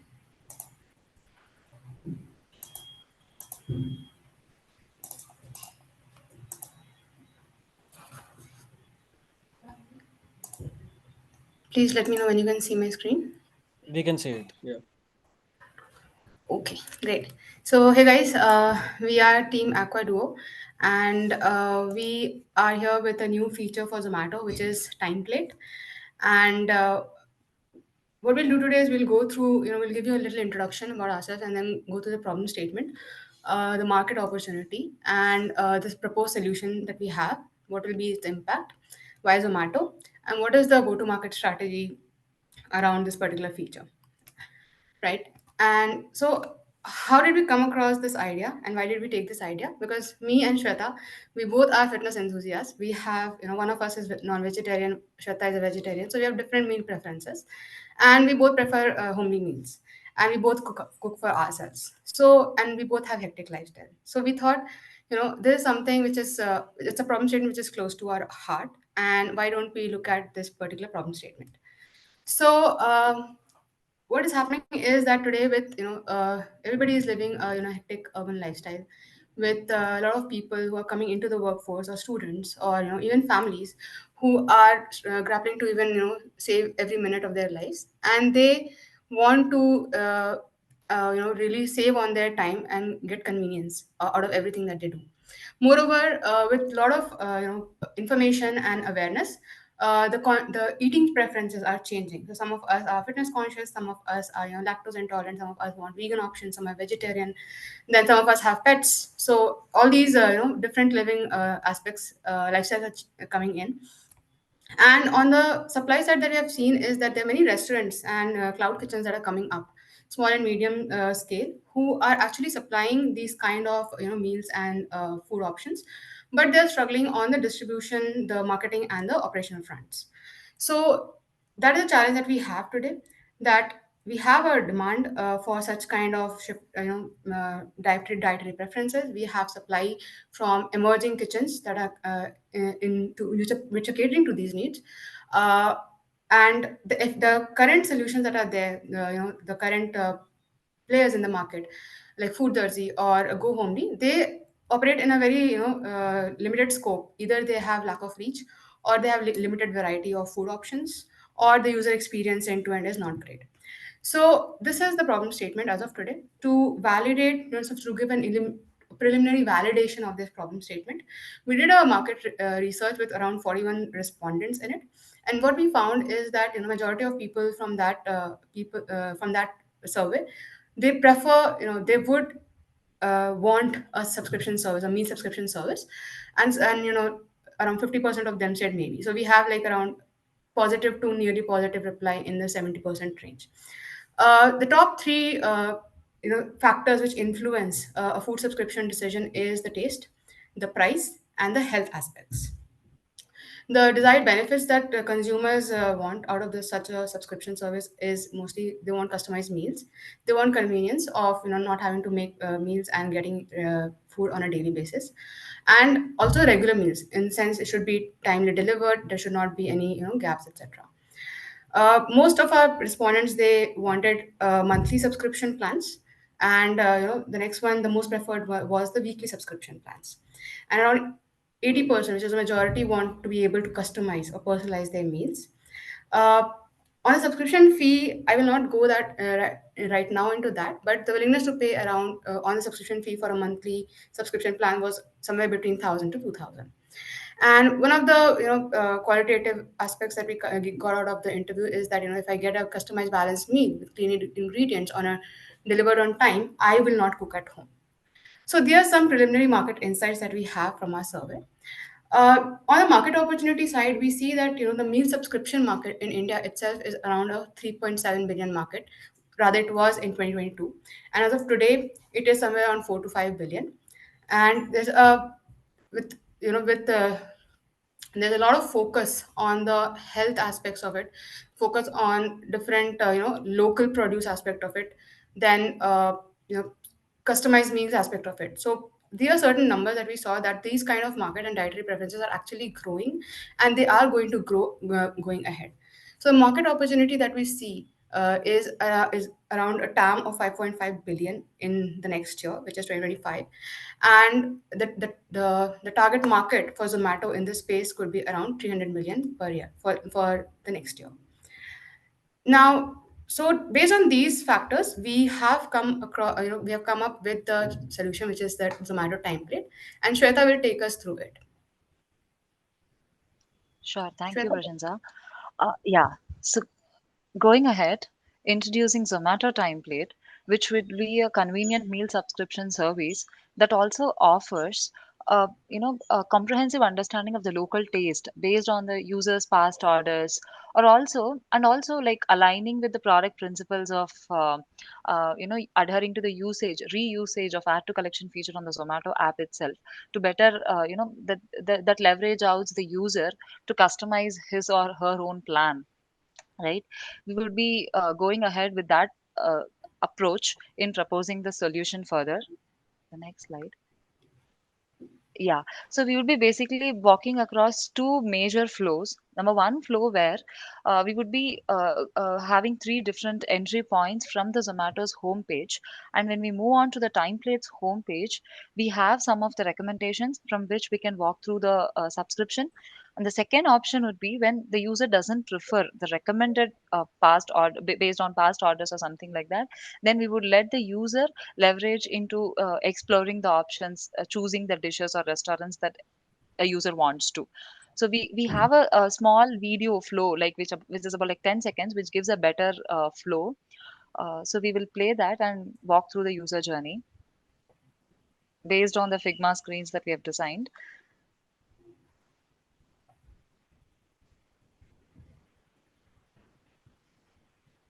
So this is Timeplate's home screen, and this is a place where user is trying to customize his or her own meal. Yeah, this is where we have the scheduling process, and we confirm each day's scheduling process based on the subscription that's given out. And the second user flow is based on the recommended flows. The recommended past based on the past orders, the recommendations, and the recommendations would improve based on the subscription plans and the ongoing subscriptions as well, and the feedback systems in place, which we would be also talking on the product roadmap. Yeah, so these are the two major workflows that we have covered in this process. And our next go to market strategy, our identified target personas, as Prashansa also mentioned, is fitness enthusiasts, single professionals, those who are working individuals, students, those who don't have options to even cook, and from the supply side, the cloud kitchen owners. These are our four customer target user personas, and we have also identified some of the different personalities that could be there, in the user's preferences in the meal options. So going back, we are also targeting on the major cities, right? Like in the problem identification, also in the market space, we have identified urbanization as one of the huge problems. So we would be targeting the major cities like Bangalore, Chennai, Hyderabad, Mumbai, Pune, and Delhi. And we also have come up with Moscow plan of what would be the must-haves feature. So we would be going ahead with a 5-day free trial plans, and some of the functionalities, the basic functionalities, to also exist with the Zomato's already existing screens, and 3 user entry points, as I mentioned before. Also, the usage of Zomato Wallet, which I think makes more sense in the meal subscription, like how BB Now or Country Delight also offers, right? And better usage of Zomato Wallet as well. So auto pay mechanisms and notifications and reminders, which are most important. If the user wants to cancel or something like that, we make sure that the cancellation happens 12 hours so that nobody in this space is affected. So these are some of the must-have features that we have identified in the first rollout plan. So we go ahead. And we also have a roadmap here. Right. Yeah. So in the roadmap, we have around, we do an in-depth market research for first 45 days where we validate the survey insights and the user personas, the problem statement. And then we go into the MVP development and feature prioritization for the next 2.5 months, followed by a pilot testing of 2 months where we roll it out in Bombay and Bangalore to start with and analyze the metrics. And then, we feedback with improvements in the product rollout as such. And the rest 2.5 months would be around the product rollout in the top 6 cities that we saw earlier in our GTM strategy. And we do continuous monitoring and improvement, see the price points, and pivot accordingly. Yeah, this we use it out. Any slides, if we just show them immediately. All right. Sorry, lost you there. Mayank, Can't you're saying hear you. something? We can't hear you. Okay, I'm saying if there is any other slide, just show it and move forward. Yeah, so Right. we go to the second part of the go-to-market strategy where we look at what is Zomato's unique proposition in this space. So we did a competitive analysis among all the players who provide meal subscription services here, and what we saw, as I said, is they have they lack variety or scale, and even for these the price points are pretty high. So Zomato as such is uniquely positioned here to offer a more comprehensive, cost-effective, and personalized subscription meal plans from multiple restaurant partners or cloud kitchen partners. Well, So there's the I'm so sorry. You guys are out of time. It's been 11 minutes now. Just move forward in terms of the slides. If there is any slide remaining, then the sure. jury. We have covered the pricing and the distribution and the marketing here, with pricing for subscription fee for the end customer, and we have also put out the key metrics that needs to be tracked from an adoption, engagement, and profitability point of view. So that's about it. Thank you. Great. Jury can use the questions about it.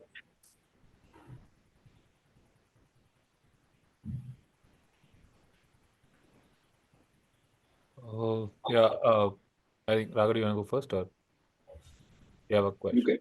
You can go ahead. Yeah, I think again, great presentation, and I think it was again detailed enough. The flow was right. Aesthetically, also, I quite liked it. Uh, I have one question for better understanding of the overall solution. Are you people trying to say that Zomato will start like creating meals, customized meals for people, whether they would want a subscription, or is it basically they can like order like from the restaurants, or the restaurants will just have like a subscription basis? The current restaurants only will start sending you food on subscription basis. Yes. So the Yes, understanding Saurabh. is, Go ahead, Shweta, go ahead. Prashanta. Go ahead. Okay. So Saurabh, the understanding is that Zomato will, just provide the delivery services here from the existing restaurant partners in the cloud kitchens. The solution has to be, that the subscription plan will be done through Zomato's platform.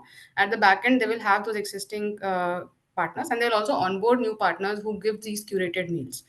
Right. So, for example, Eat Fit, or they also give such nutritional information about those meals at the moment. So, if a person wants to take one day from Eat Fit and second day from any other place, right, they can opt for those kind of options. But the matter will not do the curation per se, but more of like a platform aggregation or in between intermediary service providing. Yeah. Okay, got it. Sure. I think I'll have some more questions, but if anybody else want to go first, like or feel free. Yeah, like just along the same lines, if, like I'm not very clearly able to understand why this subscription is needed then. Like, is it just for convenience, or because in the end I'm going to be ordering from whatever restaurants are already there on Zomato? I'm just paying like an extra fee to, let's say, maybe schedule them or something of that sort. And if I wanted, like you're saying, if I wanted an EatFit subscription, why not just go on to EatFit site and register there? Because I'm pretty sure they'll have some kind of subscription offer like that as well. So what exactly is the value add that you all are proposing here? Okay. So there are multiple things. One is if I want to order from multiple restaurants, and I have to download, and subscribe to, let's say, each one of them for different days of the week. It is not, as a customer, it's a little inconvenient to me. Second is if such kind of restaurants are already there on Zomato and I am a Zomato user, it's easier for me to from the different plethora of meals that I have, I can easily at a one stretch, let's say 5 day, I can just schedule my meals and I not worry about it. So I can get my lunch and my dinner at a certain point of time, right? I don't have to order every day. That is second. Third is today, if I have to order every day from, like, if I'm a regular Zomato user, if I have to order, there are pricing implications. So you pay platform fees, you pay delivery fees, you pay obviously food fees, and I mean, so there are multiple aspects here, and obviously that is a more costlier aspect. So from a subscription, one is there is convenience. Second is it's cost effective, because in a subscription plan, we'll offer, the idea is to offer discounted rates on the per meals as well. And third is that I have a plethora of options to choose from, like different fitness, or let's say any kind of food cloud kitchen based on my preferences. So I can also use filters, to look for them. So these are three, four, aspects here on convenience, cost effectiveness, and obviously personalized recommendations. No, I mean, like, if probably Zomato comes up with a scheduling feature, then uh, I can just schedule meals in advance, right? Like, I think they have a But scheduling feature Yeah. now as well. but that's Yeah. just 2 days in advance that we can schedule, right? It's not just I cannot have a weekly subscription. Say 1 week I don't have to bother what I have to eat, or I do it once and then for a week I'm sorted, right? No, but if they extend it to 5 days, like it's easier for them to just extend it to whatever X days, and I can just book for the entire week, right? And what you're talking about, the subscription fee. So okay, let's say like, have you maybe calculated that if I'm paying a subscription fee, which in the end subsidizes how much I pay per meal, so aren't, let's say, Zomato and the actual partners making a loss on that because they're providing these meals at a lower cost? So we have taken that an average meal of one time cost somewhere around 300 rupees, right? Okay. And then we have, let's say if you order, let's say one time on a monthly basis, you have a 300 into, let's say not 30, because weekends. So we have different plans, like weekends, only weekends, like bi-weekly, monthly, etc. But let's say if you have a monthly plan, so you have like 300 into, let's say 22, right? That is equals to 60, 66,000 something. And plus you have, let's say 1,200, as a subscription fees. Plus you get, let's say 5% discount on every meal. When you see the competitors today, and today if you, so there are two aspects. When you see the competitors today on a monthly basis for one meal plan, they charge somewhere around 7 to 8,000. And second is, if I order every 20 22 days on a daily basis, right, one meal, I have to pay the logistics fees. I have to pay the inflated, the food prices that are there at the moment today. So these are certain aspects. So we have like not done the number analysis, but on a qualitative basis, we have done this kind of an analysis here. So an average order, if I order every day from Zomato for one meal, will cost me around 400 to 500 rupees. For, well, let's say if I order a food of 300 to 350. So based on that, if you do it into 2022, that comes around 10,000. So obviously it is a little more economical. Yeah, I think one more thing that I just want to give as a feedback team is basically we're looking at majorly like a small business vertical that we want to develop with Zomato, right? Like a time plate. So I think what's probably you guys could also think about is okay, what happens after the subscription, right? Because this won't only end at subscription. So maybe like support how many meals I have subscribed for, how many I've got them. If I want to do some kind of complaint, I want to reschedule. So if you're looking at obviously end to end as a subscription model or a new subscription part, I don't know, is it there? I might have Yeah. missed it. Yeah, so there are a couple of things I think we just didn't cover it that well. So one is definitely, I'll just go back to this. So these are some core functionalities that we are saying, where we have at a stretch, we give you, so first we give you 5 days trial. We let you experience the product, and then we tell you to subscribe weekly or monthly. At a stretch, in any kind of subscription, we tell you to, schedule a meals for the next 5 days. Let's say you do it on a Sunday for the next 5 days of your week.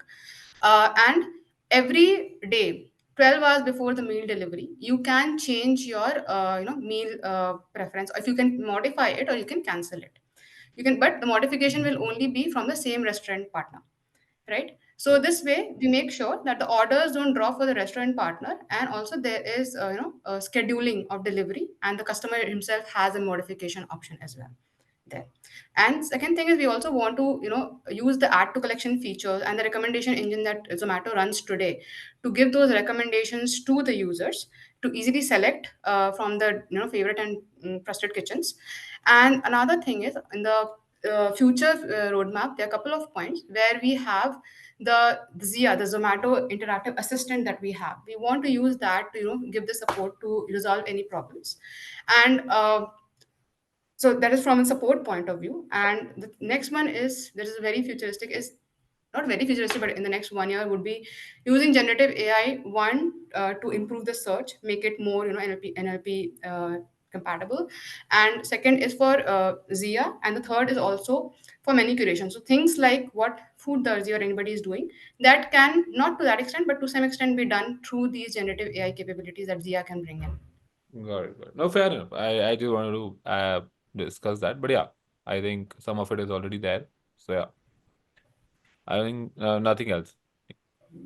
Awesome. So yeah, great presentation, guys. Again, it was on theme, right? So I don't have any questions. I just have one feedback. So when you come up with like features like this, I think the most important thing over here is the unit economics of every order, right? Because unless that makes sense, I don't. You can make the best UI, you can make the best UX, best everything, but it won't work, right? A big example of this is Zomato Legends, right? Yes. It is such a great offering if you think about it from a story narrative point of view, story point of view, but it just doesn't make sense from a unit economics business viability standpoint, right? So when you're building features like this, I think one feedback would that would I would have is, instead of focusing more on the UI UX, because I'm sure you'll do a great job there, it would be better if you focus on the business side of things, right? Ki how are you going to make this commercially viable?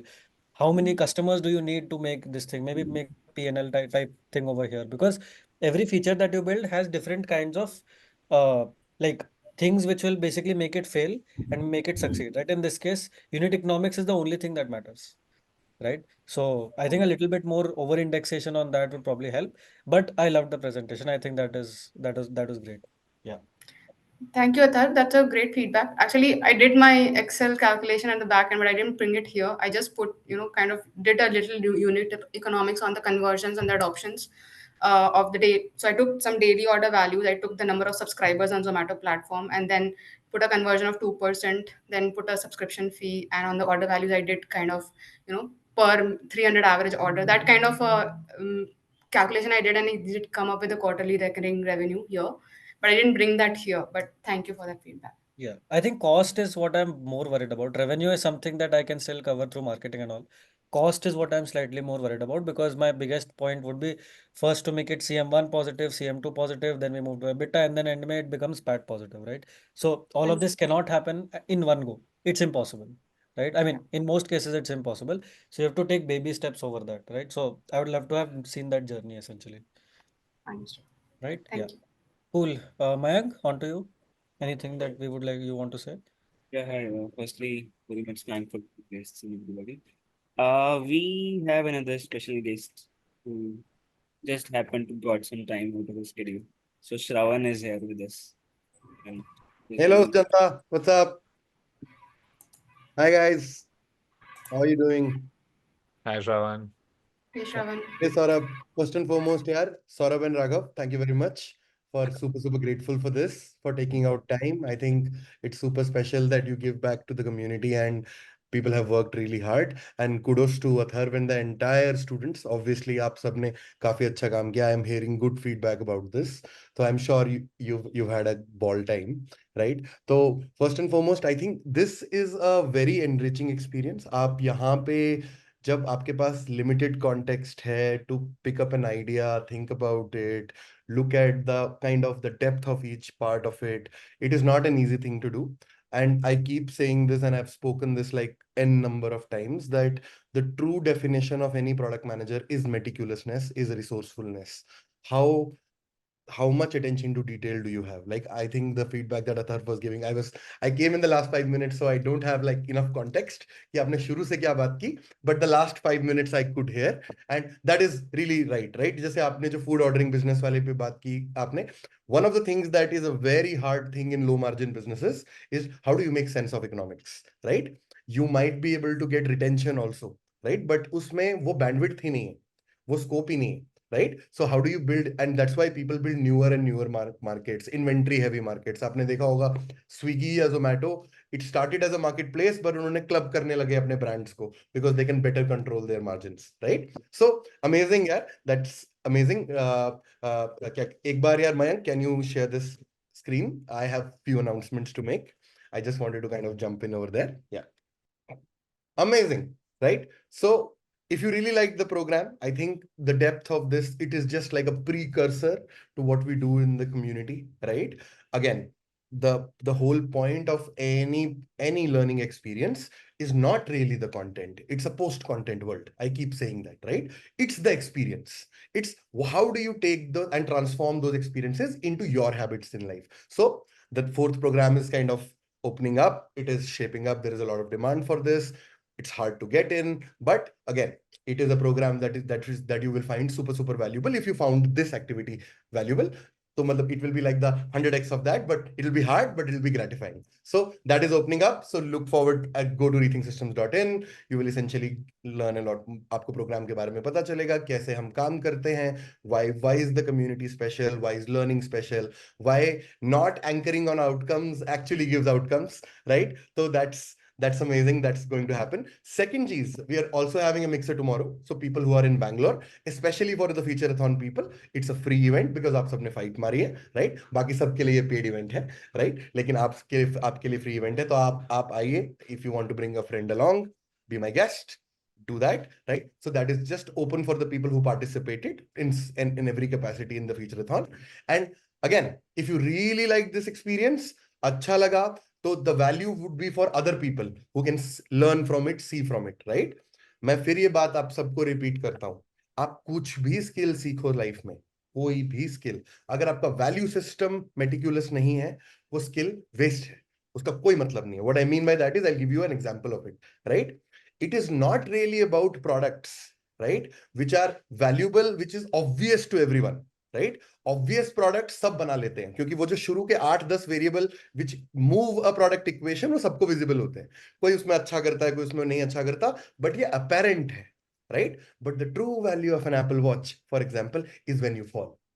When you fall and when that notification goes to your loved one way faster than when a noise or something else can do. And that is when you convert as a true customer. कि अरे यार ये तो मैंने सोचा ही नहीं था. And they're so meticulous even, so they thought about it, right? And that is where product management kind of comes in. You cannot build everything. That is correct, right? But you should be very anchored कि आपको known unknowns पता है. कि I know there is a problem. I don't have a solution for it, but I'm still aware of it, right? The bigger problem in product management or any operator ambiguous role is there are a lot of unknown unknowns that you're not clear. अरे ये हुआ क्यों? ये तो मुझे पता, ये तो मैंने सोचा ही नहीं था, right? So if you are meticulous in the problem space, you understand what are the known unknowns. Even if you don't have a solution, you can always communicate it to your customer, to your end user. कि हाँ यार मैंने ये 3 चीजें बनाई हैं, मुझे पता है ये problem है, मैं ये चौथी चीज बनाऊंगा. And this is where the art of crafting a PRD, the art of crafting a narrative, the art of doing storytelling, the art of having structured thinking really helps. And that is why the value system is important. How structured are you? How are you able to receive divergent feedback, right? Is your meticulousness a function of your own thought process of delivering that experience, right? Not anchored on external scenarios. Like I'll give you another example for this. I keep telling this कि आप एक organization में हो जहाँ documentation नहीं है, right? तो आपको क्या करना चाहिए? कोई नहीं लिख रहा, right? लेकिन can you be that person who agnostic of nobody doing it?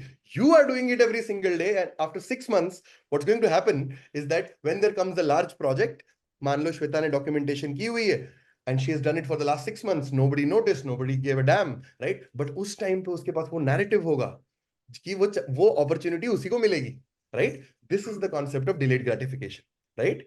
आप अपने मन में ये चीज सोच बार ये बोलते हो, when my action becomes my own reward, that is when your mindset moves into to become a 1% operator. And that is why the entire community and the program is special. It's not really about the content. Content चाहिए. Content मैं 3.5 million views किया हूँ यार अपने YouTube channel पे, और product management as a space में, right? फिर 500 ही लोग ऐसे क्यों हैं जो Google, Meta, Microsoft ऐसी जगहों पे गए? Why is that not the number 5,000? Why not 50,000? Because anything that comes to you as a general fact, वो यहाँ है, right? और जब तक वो आपको ट्रांसफॉर्म नहीं कर रहा, it's just data, you'll forget it after 6 months, 8 months, 10 months. The moment it becomes a part of your life, like if you say people, you should be curious. Are you waking up every day and still opening up that book and reading that article every single day? Right? मैं बार बार ये बात बोलता हूँ, change दूसरों में नहीं आता, change स्वयं में आता है पहले. The first change happens in you. Practice what you preach. If you are a leader like that, then that thing that people keep saying, there is no authority, right? But you have to drive decisions, that happens. Because authority-led decisions are generally tyrannical in nature. आपने देखा होगा over time, right?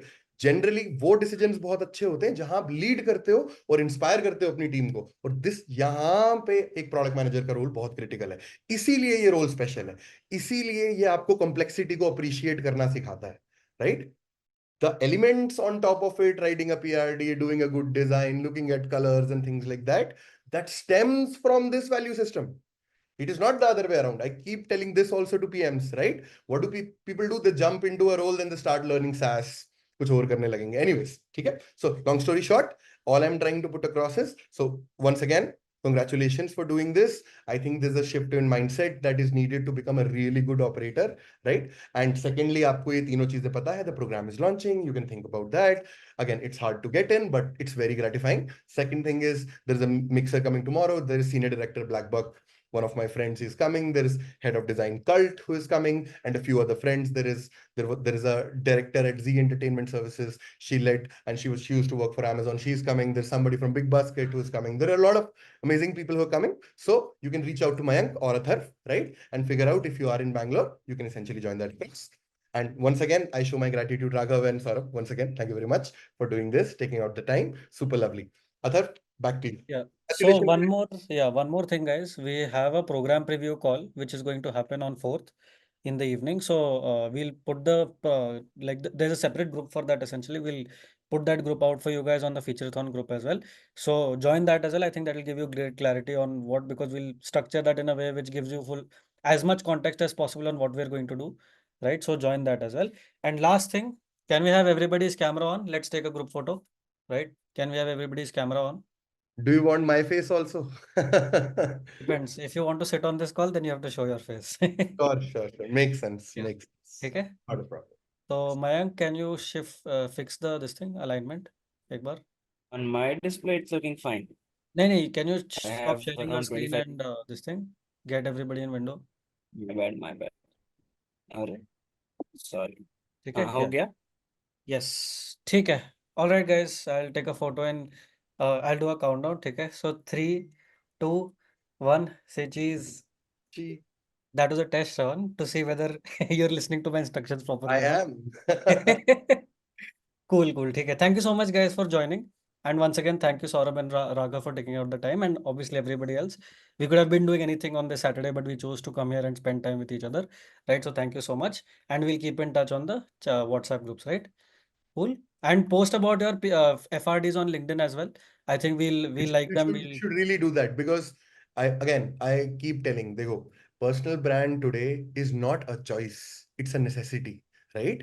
आपके पास लोग आएंगे, it acts as your proof of work, right? और मैंने बार बार ये बात बोली, if you have never posted in LinkedIn, किसी के judgment से कोई फर्क नहीं पड़ता यार. मैं आपको सच बता रहा हूँ, there is not enough time in the world to think about what people think about you.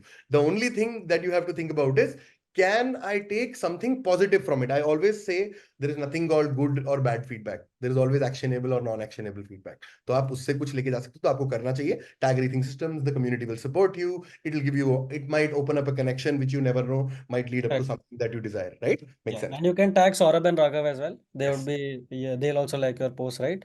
So you can do that. And yeah, we'll see you guys in our next event. Thank you so much for joining. Bye bye. Great. Thank you so much. Bye bye. Thank you all so much. Thank you.